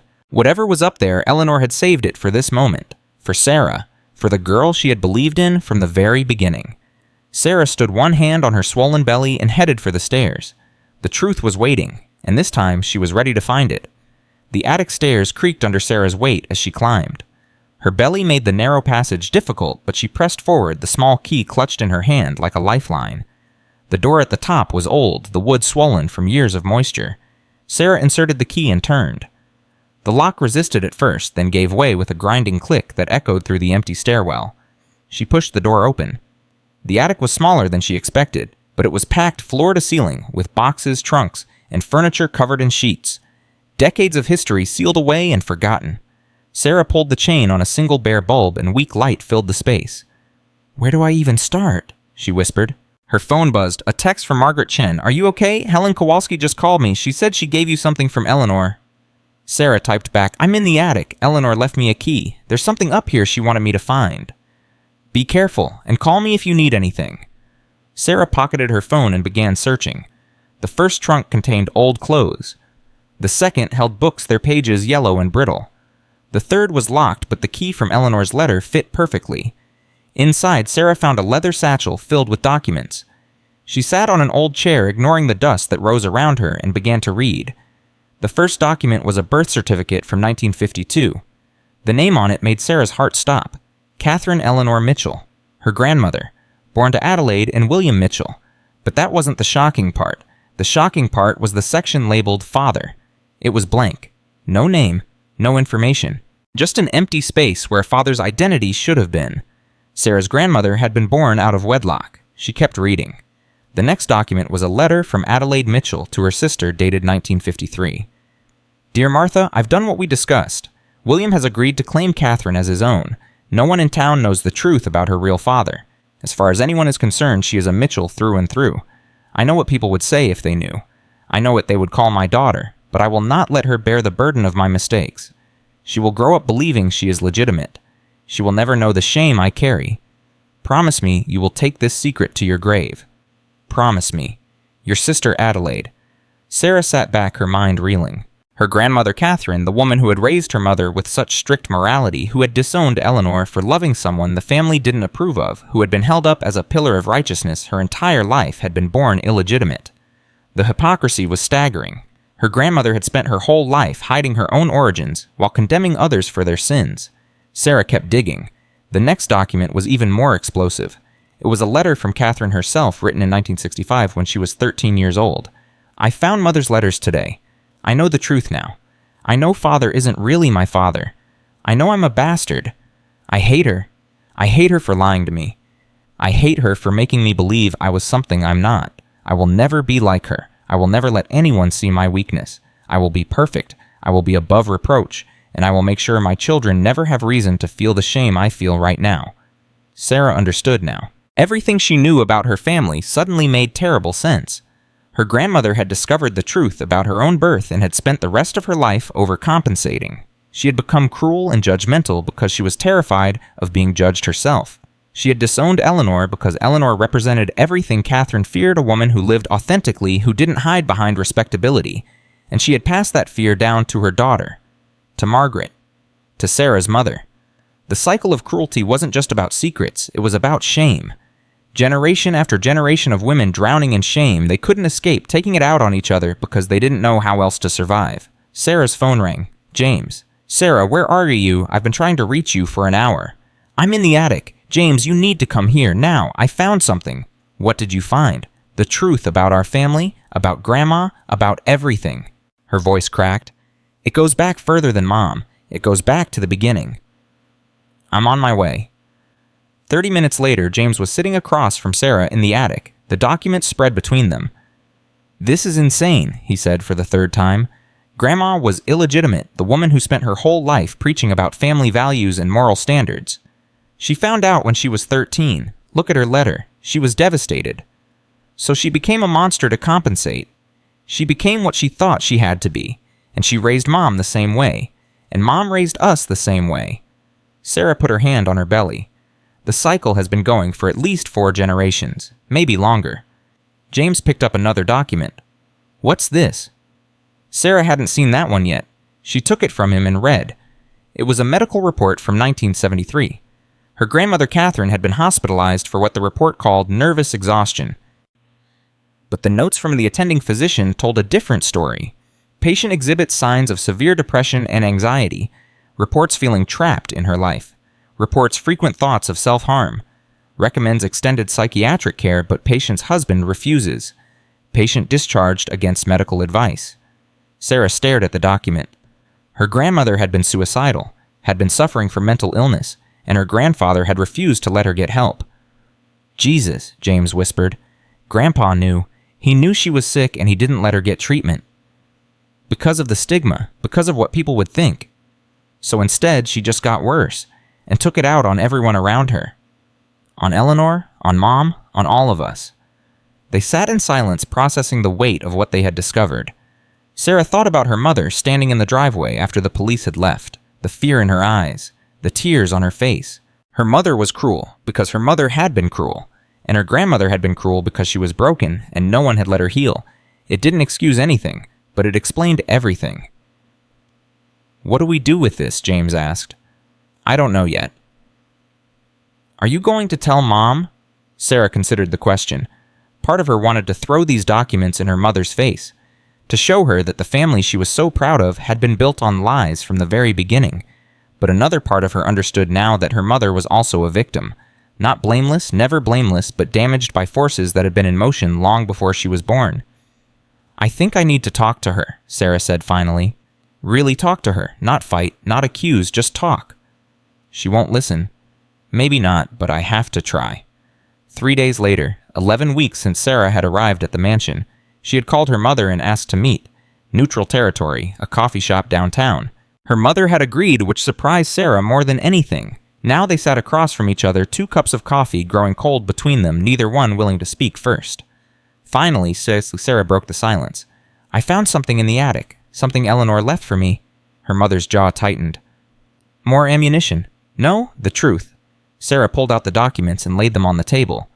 About Grandma, about why she was the way she was. Her mother looked at the papers like they might bite her. I don't want to see those. You need to. I said I don't want to. Mom. Sarah's voice was gentle but firm. Please, just read them. Something in Sarah's tone made her mother pause. She picked up the first document, the birth certificate with the blank father's name, and her face went pale. Where did you get this? Eleanor had them. She kept them in the attic. This can't be real. It's real. Grandma was born out of wedlock. Great-Grandma Adelaide covered it up, and Grandma found out when she was 13. Her mother read Catherine's childhood letter next. With each line, her expression changed. Hardness giving way to confusion, confusion giving way to something that looked almost like grief. She never told me, her mother whispered. All those years of lectures about morality and proper behavior. She never told me she was hiding this. She was ashamed, and she passed that shame down to you without you even knowing. Her mother set down the papers. Her hands were trembling. Do you understand now? Sarah asked. The cruelty in our family didn't start with you. It didn't start with Grandma. It started with shame that got buried instead of healed. And it's been poisoning us ever since. I'm not cruel. Mom, you threw me out in the middle of winter because I got pregnant. You tried to have me committed to a psychiatric hospital. You've been threatening me for months. I was trying to protect you.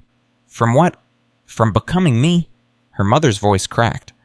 From making the same mistakes I made. From having your life destroyed by one moment of weakness. One moment of weakness, Mom, I fell in love. I got pregnant. That's not weakness, that's life. Life ruins people, Sarah.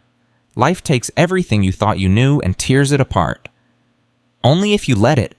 Only if you're so afraid of being judged that you judge everyone else first. Her mother was crying now.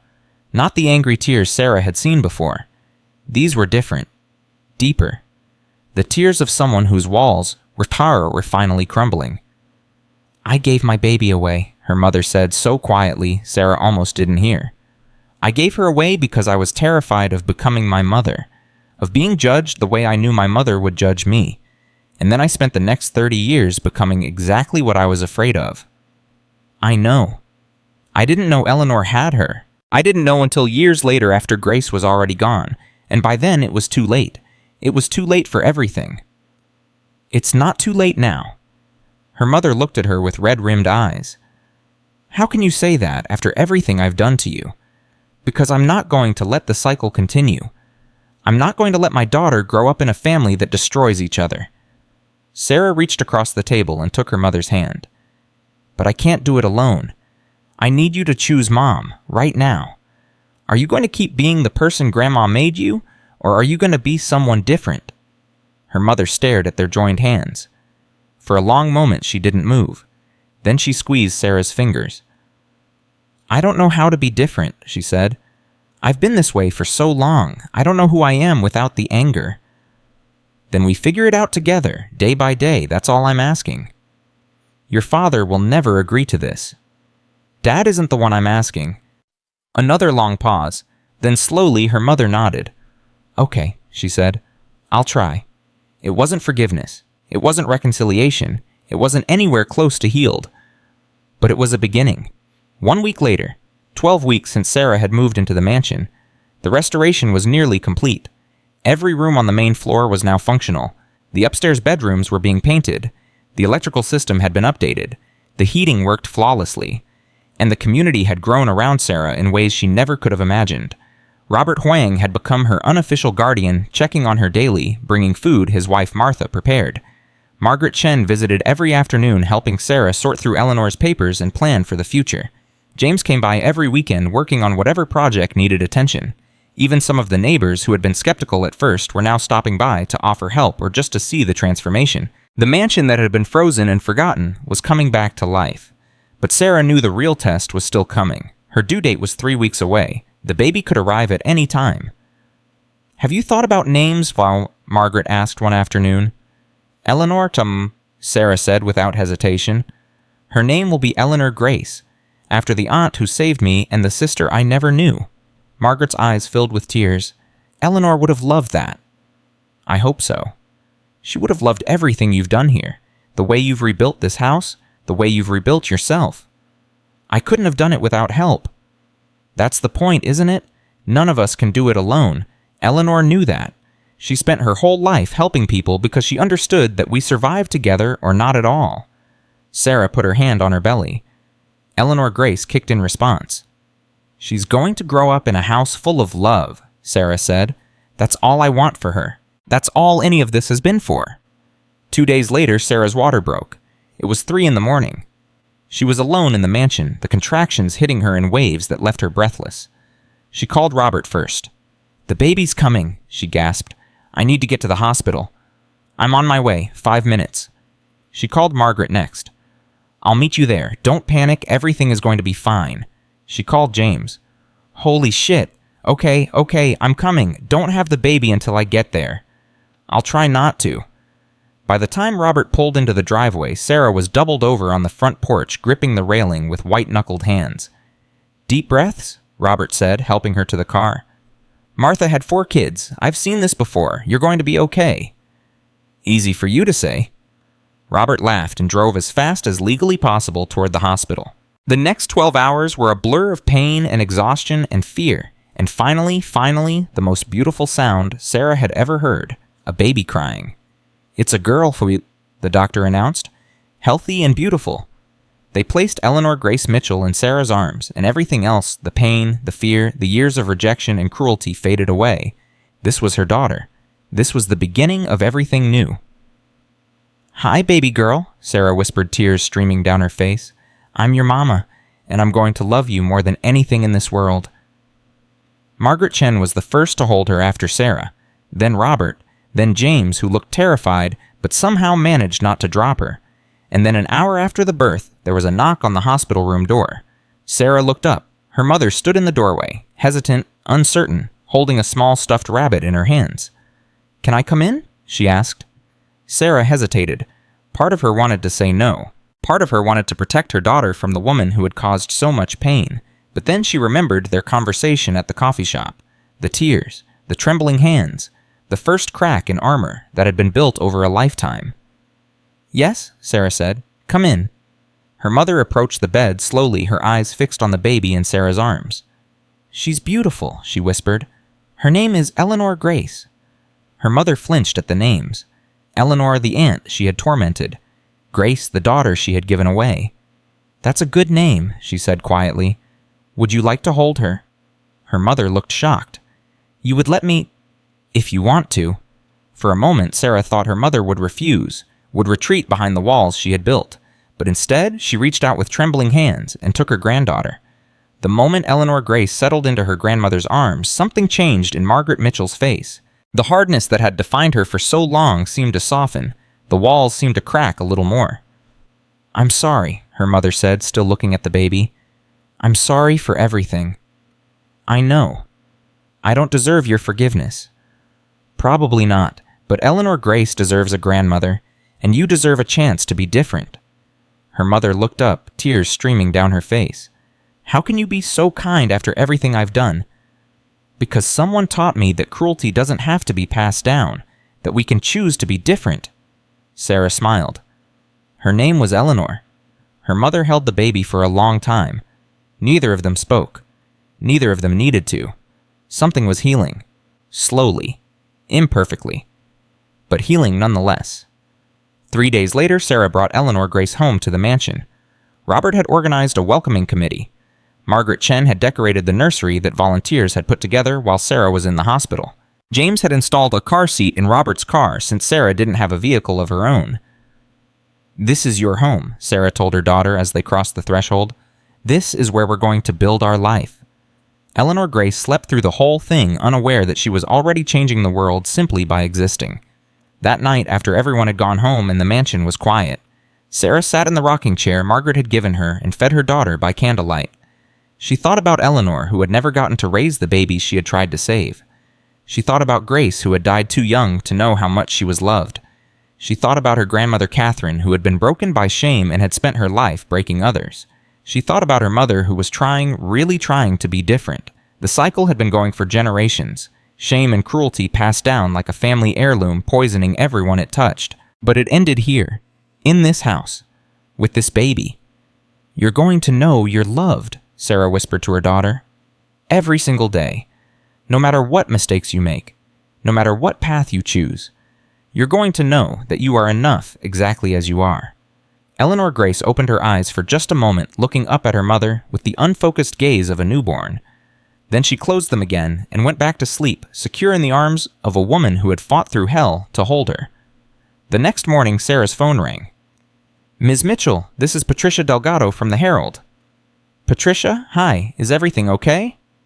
"More than okay. I wanted to tell you that the response to your story has been incredible. We've received hundreds of letters from readers who were moved by what you went through." "That's wonderful. But that's not why I'm calling. Someone reached out to me after reading the article. A woman who says she has information about your family. Information you need to hear." "What kind of information?" "She wouldn't tell me. She said she'd only talk to you directly. But Sarah, she gave me a name that made me think this might be important." "What name?" Patricia paused. "Adelaide Mitchell." Sarah's blood ran cold. Adelaide was her great-grandmother, the woman who had covered up Catherine's illegitimate birth, the woman who had started the chain of secrets that had poisoned their family for generations. "That's not possible. Adelaide died in 1985. "I know, but this woman says she has letters. Letters Adelaide wrote before she died. Letters that reveal something nobody knows. Something about the real father of your grandmother." Sarah gripped the phone tighter. "Who is this woman?" "She says her name is Martha Williams. She says she's Adelaide's sister." "Adelaide's sister? That would make her—" "Your great-great-aunt. Yes." Patricia's voice was tense. Sarah, if this woman is telling the truth, she's over 90 years old, and she's been keeping a secret for almost 70 years. Where is she? A nursing home in Burlington. She's asked to meet with you, tomorrow if possible. Sarah looked at Eleanor Grace sleeping peacefully in her bassinet. Another secret, another layer of the truth. Part of her wanted to refuse, wanted to focus on her daughter and leave the past where it belonged, but she knew better now. The past didn't stay buried. It clawed its way back to the surface no matter how deep you tried to bury it. I'll be there, she said. I'll text you the address. Sarah ended the call and sat in silence, her mind racing. Adelaide's sister. Letters that revealed the identity of her grandmother's real father. A secret that had been kept for almost 70 years. What else was her family hiding? The nursing home was called Sunset Acres. Sarah arrived at 2 in the afternoon, Eleanor Grace strapped to her chest in a carrier Margaret had given her. A nurse led her to a private room at the end of a long hallway. Mrs. Williams doesn't get many visitors, the nurse said. She was very excited when she heard you were coming. How is her health? She's sharp as a tack, honestly. Her body is failing, but her mind is still strong. The nurse paused at the door. She's been waiting a long time to tell this story. I hope you're ready to hear it. Sarah took a deep breath and entered the room. Martha Williams was tiny, shrunken by age, propped up in a hospital bed, surrounded by photographs and flowers. But her eyes were bright, piercing, full of intelligence and something that looked like relief. You came, Martha said. I wasn't sure you would. Patricia said you have information about my family. Not just information, the truth. Martha gestured to a chair beside the bed. Sit. This is going to take a while. Sarah sat adjusting Eleanor Grace in her carrier. The baby slept on oblivious. Beautiful child, Martha said. She looks like Adelaide did at that age. You knew Adelaide well. She was my sister. We were close before the war, before everything fell apart. What happened? Martha's eyes grew distant. Adelaide fell in love with someone she shouldn't have, someone our parents would never have approved of. When she got pregnant, she had 2 choices: run away with the man she loved or stay and pretend the baby belonged to her husband. She stayed. She stayed because she was afraid. Because our parents would have disowned her, because in those days a woman alone with a child had no future. Who was he? The real father. Martha reached for a box on her nightstand. Her hands trembled as she opened it and pulled out a faded photograph. His name was William Chen. He was Chinese. His family had come to America to work on the railroads. He met Adelaide at a church charity event and they fell in love. Sarah stared at the photograph. A young Asian man in a suit standing beside a woman who was unmistakably her great-grandmother. They were both smiling, their hands intertwined. William Chen? Sarah repeated. He was Margaret Chen's grandfather. Sarah felt like the floor had dropped out from under her. What made Margaret Chen and your grandmother Catherine were half-sisters. They shared the same father, William Chen. Does Margaret know this? No one knows. Adelaide made me promise to keep the secret. She was terrified of what would happen if anyone found out. In those days, a white woman having a child with a Chinese man, it would have destroyed her. Destroyed the child. Sarah's mind was reeling. Margaret Chen, the woman who had been helping her since the beginning, the woman who had been Eleanor's closest friend, was family. Real family. Why are you telling me this now? Because I'm dying. Martha's voice was matter-of-fact. The doctors say I have a few weeks at most, and I can't take this secret to my grave. It's been eating at me for 70 years. Does Margaret have a right to know? That's for you to decide. You're the one Adelaide chose. Through Eleanor, through the house, through everything, you're the one who was meant to uncover the truth. Why me? Martha smiled. Because you're brave enough to face it. That's what Adelaide always wanted. Someone brave enough to stop hiding. Sarah looked at the photograph again. Her great-grandmother and the man she had loved. The man she had been too afraid to choose. What happened to William? He went back to China after Adelaide told him she couldn't leave her husband. He wrote to her for years, but she never responded. Eventually, the letters stopped. I don't know if he's alive or dead. And Adelaide just lived with that for the rest of her life. She lived with the shame and the regret and the knowledge that she had sacrificed love for safety, and she watched her daughter Catherine grow up angry and hard and full of the same fear that had controlled her. Sarah understood now. The cycle hadn't started with shame. It had started with a choice to hide instead of fight.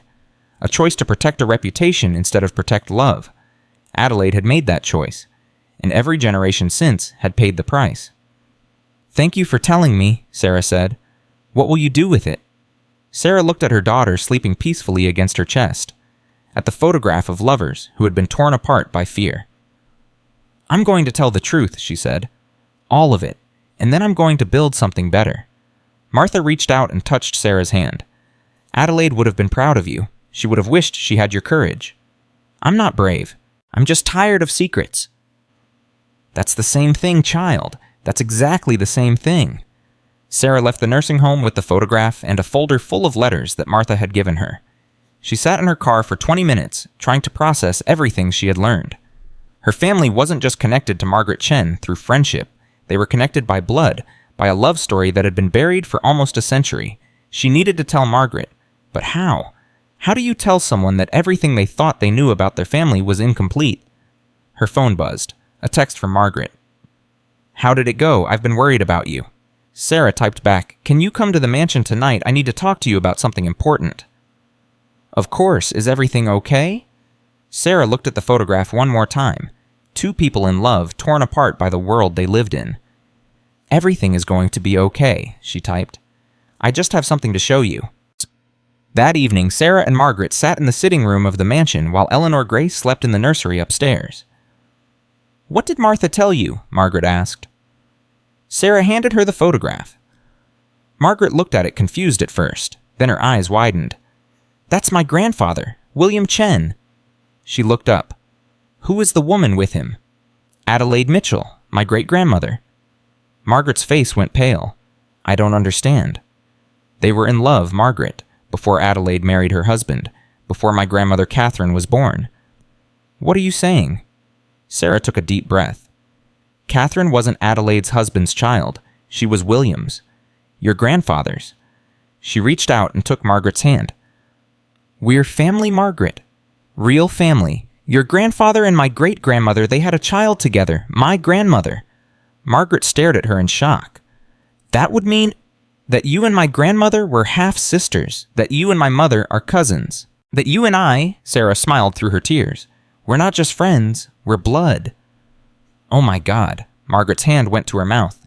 Eleanor never knew. No one knew. Adelaide made her sister promise to keep it secret. She was terrified of what would happen if people found out. So she just gave him up. My grandfather, she just let him go. She was afraid. And that fear poisoned everything that came after.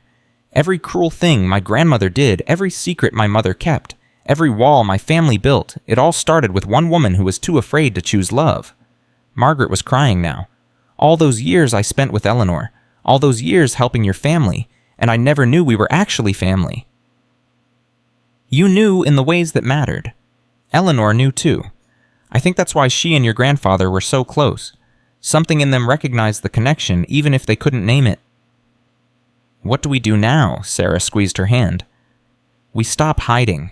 We tell the truth, and we start being the family we were always meant to be. That night, after Margaret had gone home, Sarah stood in the nursery and watched her daughter sleep.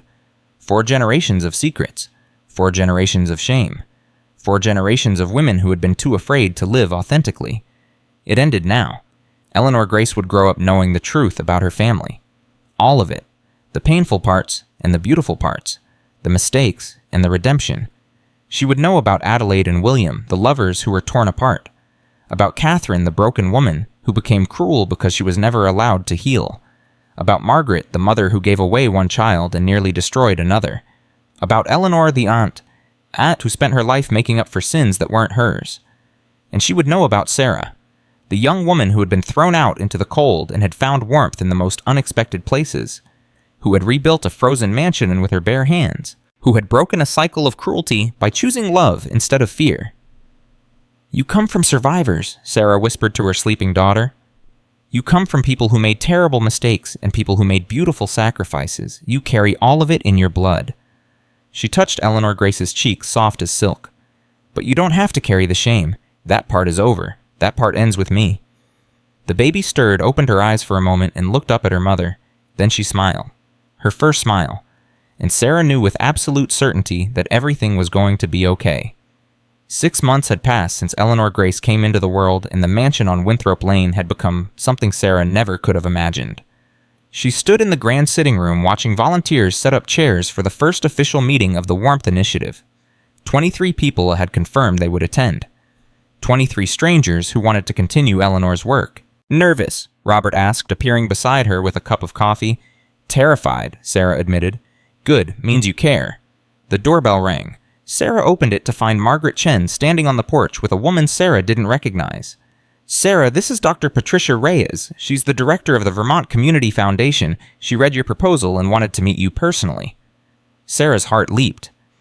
She had submitted a grant application 3 weeks ago asking for funding to formalize the Warmth Initiative. She hadn't expected a response for months. "Dr. Reyes, please come in?" Dr. Reyes was a tall woman in her 50s with silver-streaked hair and the confident stride of someone who made decisions that changed lives. "Ms. Mitchell, I'll get straight to the point. Your proposal was one of the most compelling I've read in 20 years of this work." "Thank you. That means I'm not finished. The foundation has decided to award you $100,000 to launch the Warmth Initiative." Sarah's knees nearly buckled. $100,000!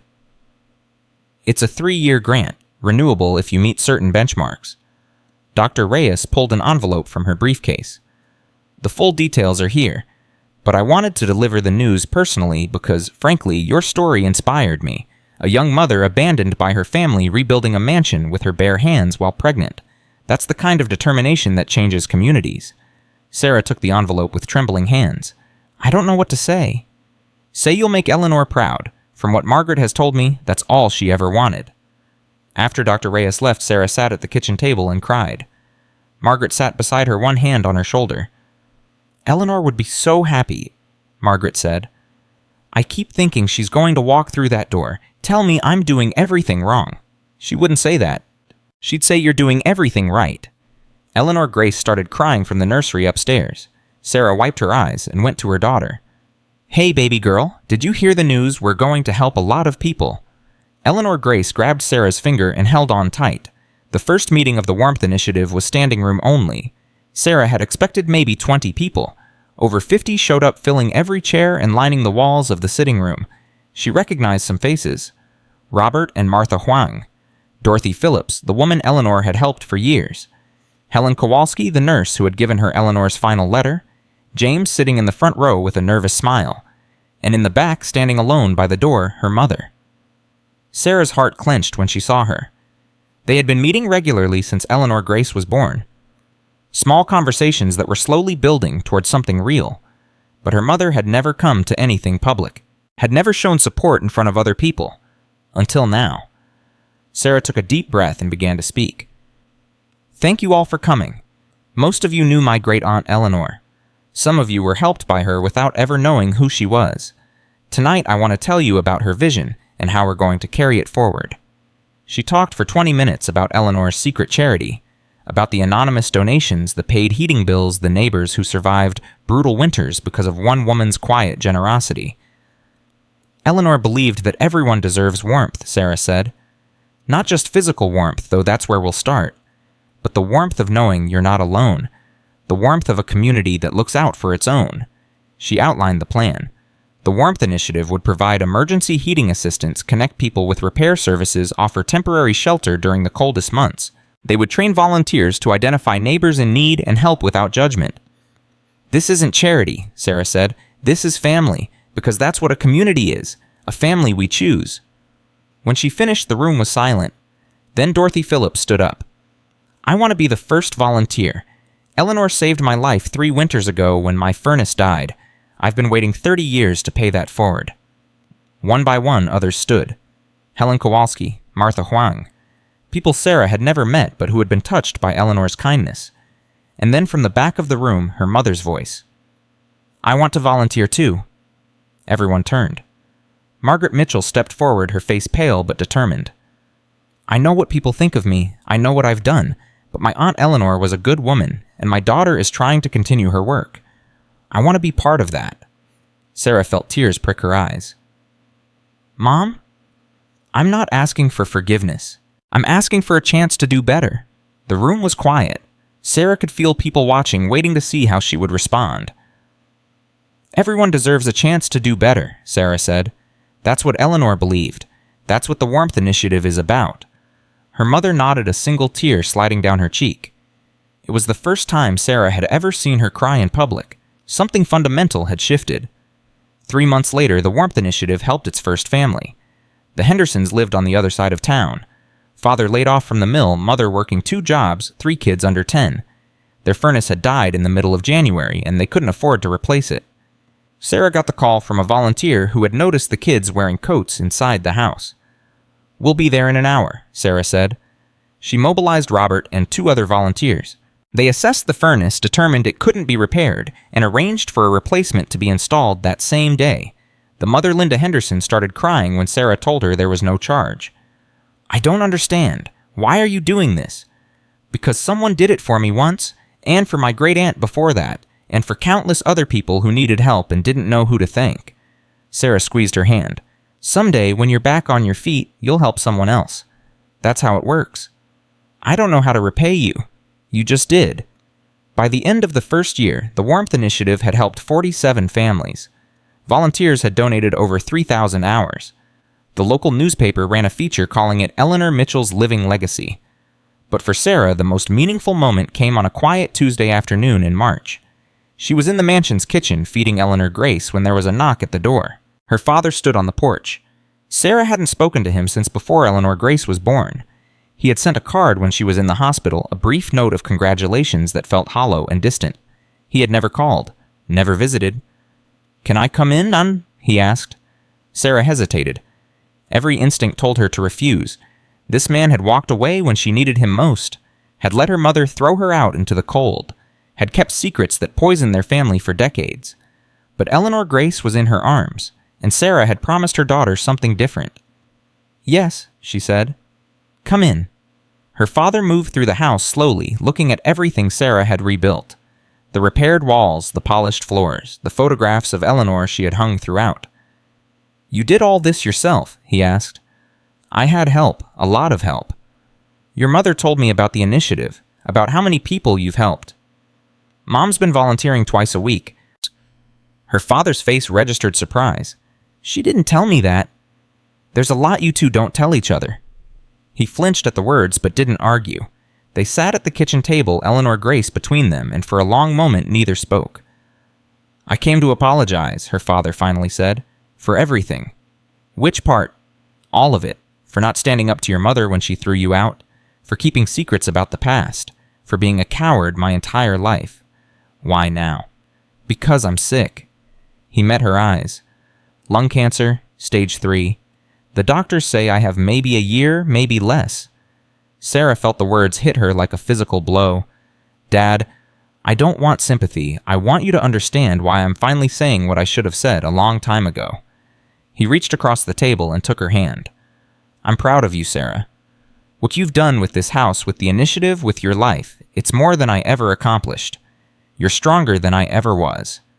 "That's not true." "It is. I spent my whole life afraid of your mother, afraid of my own family, afraid of the truth." His voice cracked. "I watched you get thrown out into the snow and I didn't say a word. I told myself it was for the best, that you'd figure something out, that it wasn't my place to interfere. But the truth is, I was just scared. Scared of what would happen if I stood up for you." "Why are you telling me this now?" "Because I don't want to die with these words stuck in my throat. Because my granddaughter deserves to know her grandfather tried to make things right, even if it was too late."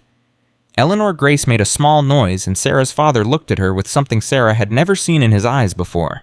Love. Real love. Unguarded and desperate and full of regret.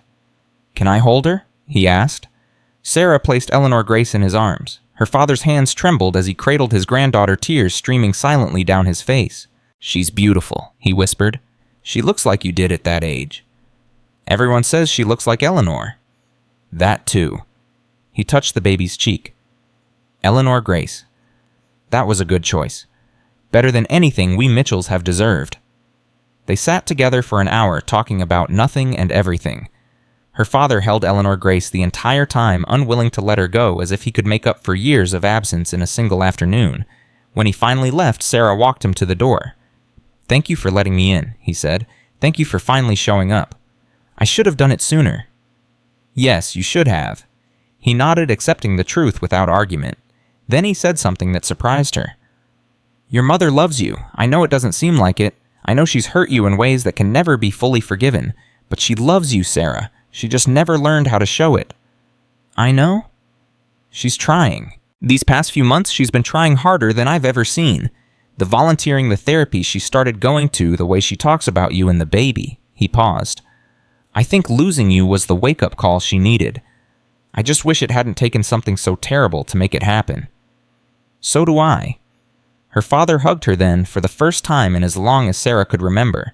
It was awkward and stiff and over too quickly, but it was real.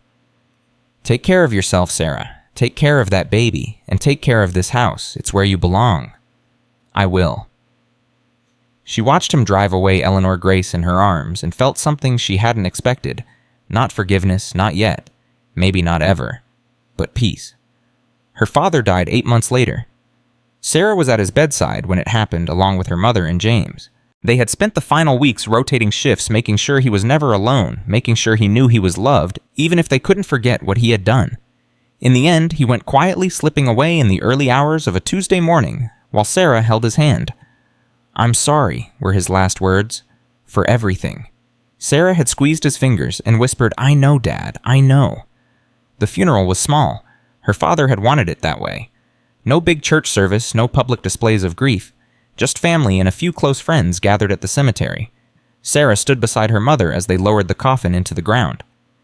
"I didn't know how to love him properly," her mother said quietly. "I don't think I knew how to love anyone properly until recently." "You're learning. Is it enough?" Sarah looked at her mother, this woman who had caused so much pain, but who was finally trying to change. "It's a start," she said. "That's all any of us can do." Her mother took her hand. They stood together as the minister spoke as dirt was shoveled onto the coffin as the crowd slowly dispersed. And for the first time in Sarah's life, she felt like she had a mother. Not the woman who had thrown her out, not the woman who had threatened and manipulated and judged, but someone new, someone still being born. It wasn't perfect. It might never be perfect, but it was real. 2 years after Sarah had first walked into the frozen mansion with nothing but 2 suitcases and a desperate hope, she stood in the same entryway and watched as the mayor of Millbrook cut a ribbon. "It is my honor to officially dedicate this building as the Eleanor Mitchell Community Center," the mayor announced, "a beacon of warmth and hope for all who need it." The crowd cheered. Cameras flashed. Reporters shouted questions. But Sarah wasn't paying attention to any of it. She was looking at the people gathered in the mansion that had once been frozen and forgotten. Robert and Martha Huang, who had become like grandparents to Eleanor Grace. Margaret Chen, her cousin by blood and her aunt by choice. James, who had quit his job to work full-time for the Warmth Initiative. Dorothy Phillips and Helen Kowalski and dozens of volunteers who showed up every week to help their neighbors. And her mother standing in the back, holding Eleanor Grace on her hip, looking at Sarah with an expression that might have been pride. "Ms. Mitchell, can we get a statement?" a reporter called out. Sarah stepped forward to the microphone. 3 years ago, I was thrown out of my home in the middle of winter. I was pregnant, alone, and terrified. I didn't know where I would sleep or how I would survive. All I knew was that I had to keep going for the sake of the child growing inside me. The crowd was silent, listening. Then I discovered that my great-aunt Eleanor had left me this house. At first, I thought it was just shelter, a place to hide from the cold. But Eleanor left me something much more valuable than walls and a roof. She left me a mission, a purpose, a way to transform my pain into something that could help others. Sarah looked around at the faces of people who had become her family. This community center isn't named after me. It's named after the woman who saved my life without ever meeting me. The woman who spent decades quietly helping her neighbors, never asking for credit, never expecting thanks. Eleanor Mitchell believed that everyone deserves warmth. Not just physical warmth, but the warmth of knowing you matter. That someone cares whether you live or die. That you're not alone in this world. She took a deep breath. The Warmth Initiative has helped over 200 families in the past 2 years. We've trained 150 volunteers. We've distributed over $300,000 in heating assistance and emergency support. But those numbers don't tell the whole story. The real story is the mother who was able to keep her children warm during the coldest winter on record. The elderly man who didn't have to choose between heating and eating. The family who found community when they thought they had nothing. Sarah's voice cracked, but she pushed forward. My great-aunt Eleanor was disowned by her family for loving someone they didn't approve of. She spent 40 years alone, rejected by the people who should have protected her. But she never became bitter. She never stopped believing in the goodness of people. She just kept helping one neighbor at a time, one heating bill at a time, one act of kindness at a time. She looked directly at her mother. I was disowned too, thrown out into the cold when I needed my family most. But I learned something Eleanor knew all along. Family isn't just about blood. It's about who shows up, who holds your hand when everything falls apart, who believes in you when you can't believe in yourself. Her mother's eyes were wet with tears. This community center is a testament to everyone who showed up for me. Robert Huang, who taught me how to fix a furnace. Margaret Chen, who gave me hope when I had none. My brother James, who risked everything to help me find the truth. And yes, my mother, who is learning every day how to be the parent she should have been from the beginning. The crowd shifted, surprised by the acknowledgement. We don't get to choose our families, but we do get to choose who we become. My grandmother was cruel because she was broken. My mother was cruel because her mother was cruel. That cycle could have continued forever, but it doesn't have to. We can choose differently. We can choose warmth over cruelty, community over isolation, love over fear. Sarah held up the key Eleanor had left her, the one that had opened the attic and revealed the final secrets. My great-aunt Eleanor left me this key. She said it would unlock the truth about my family. She was right, but the truth she wanted me to find wasn't just about the past. It was about the future, about what we build when we stop hiding, about who we become when we choose to face our pain instead of passing it on to the next generation. She put the key in her pocket. The Eleanor Mitchell Community Center will be a place where no one is turned away, where no one is judged for their mistakes, where warmth is given freely just like Eleanor gave it, because that's her legacy. Not the secrets she uncovered or the family she lost, but the countless lives she touched without ever knowing, the warmth she spread without ever taking credit. Sarah smiled, her eyes bright with tears. Welcome to the Eleanor Mitchell Community Center, your family now. The crowd erupted in applause. That night, after everyone had gone home, Sarah walked through the mansion alone. Eleanor Grace was asleep upstairs, exhausted from the excitement of the day. The volunteers had cleaned up the reception. The caterers had packed away the last of the food. The house was quiet, peaceful, warm. Sarah paused in the sitting room where she had found Eleanor's hidden compartment 3 years ago. The fireplace was lit now, crackling softly, filling the room with gentle heat. She pulled out her journal and began to write. Dear Eleanor Grace, someday you'll be old enough to read this, old enough to understand everything that happened before you were born. The secrets, the lies, the cruelty that poisoned our family for generations. I want you to know the truth, all of it, not to burden you, but to free you. Your great-great-aunt Eleanor was a hero. She saved me when no one else would. She left me this house and trusted me to continue her work. She believed in me before we ever met. Your grandmother Margaret was cruel to me for a long time. But she's changing. Slowly, painfully, she's becoming someone different. I don't know if we'll ever fully heal what was broken between us, but we're trying. That's what matters. Your great-grandmother Catherine was broken by shame she never chose. Your great-great-grandmother Adelaide gave up the love of her life because she was afraid. Fear and shame have been passed down through our family like a curse. But curses can be broken. I broke it by refusing to hide, by telling the truth even when it hurt, by choosing warmth over cruelty, community over isolation, love over fear. You are the first generation in almost a century that won't carry the weight of secrets.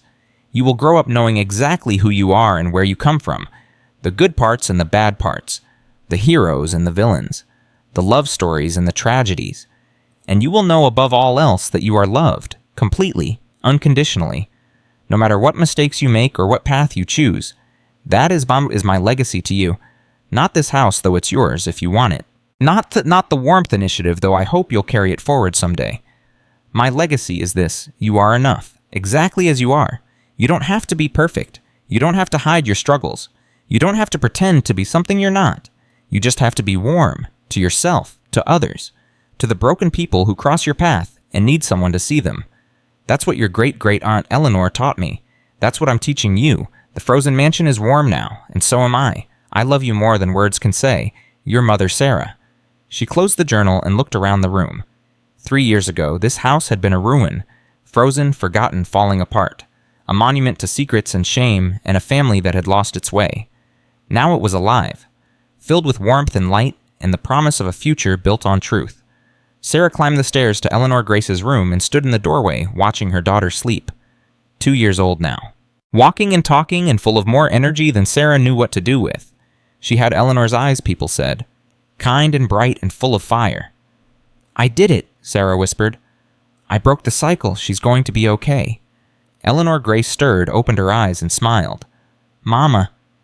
Hey, baby girl, go back to sleep. Story, Sarah laughed softly. Okay, one story. She sat on the edge of the bed and took her daughter's hand. Once upon a time, there was a frozen mansion that everyone had forgotten. It was cold and broken and full of secrets. But then a young woman came along. She was sad and scared and all alone.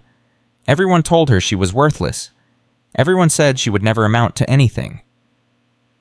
What happened? Eleanor Grace asked, her eyes wide. She didn't listen to them. She fixed the broken things one piece at a time. She found the secrets and told the truth about them. She made friends who became family, and slowly, the frozen mansion became warm again. Happy ending. Sarah leaned down and kissed her daughter's forehead.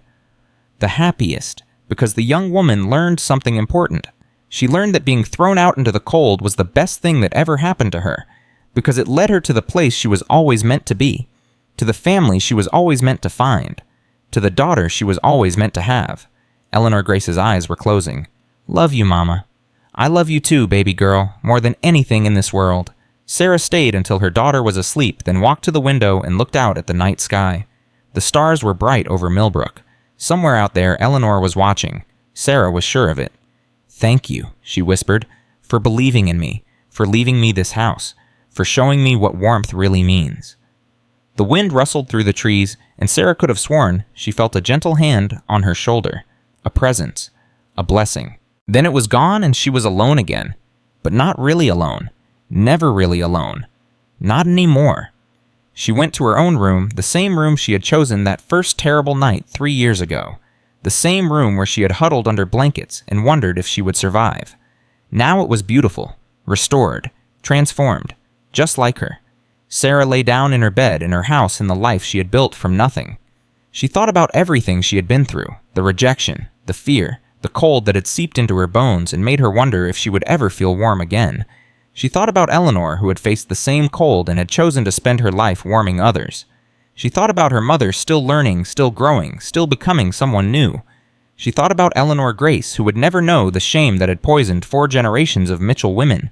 The cycle was broken. The secrets were told. The mansion was warm. And Sarah Mitchell, the young woman who had been thrown out into the freezing night with nothing but 2 suitcases and a desperate hope, had become exactly who she was always meant to be. Not because the rejection had made her stronger, though it had. Not because the suffering had taught her lessons, though it had. But because she had chosen to turn pain into purpose, fear into fire, cruelty into compassion. That was Eleanor's real legacy, not the house or the money or the documents hidden in the walls. It was the understanding that warmth isn't something you wait for. It's something you create, something you give, something you become. Sarah closed her eyes and let herself drift toward sleep. Tomorrow there would be more work to do, more families to help, more warmth to spread. But tonight she rested. She had earned it. The frozen mansion had become a beacon of hope for everyone who needed it, and the young mother who had been thrown away by the world had become the heart of a community that would never let anyone be thrown away again. That was the truth Eleanor had hidden in the walls. That was the secret that had changed everything. And that was the legacy that would live on forever, passed from one generation to the next. One act of warmth at a time until the very last person who needed help found it. Because that's what family does. That's what love does. That's what happens when you refuse to let the cold win. Sarah Mitchell had walked into a frozen mansion with nothing but a desperate hope. She had walked out with everything that mattered. And that is how broken things become whole again.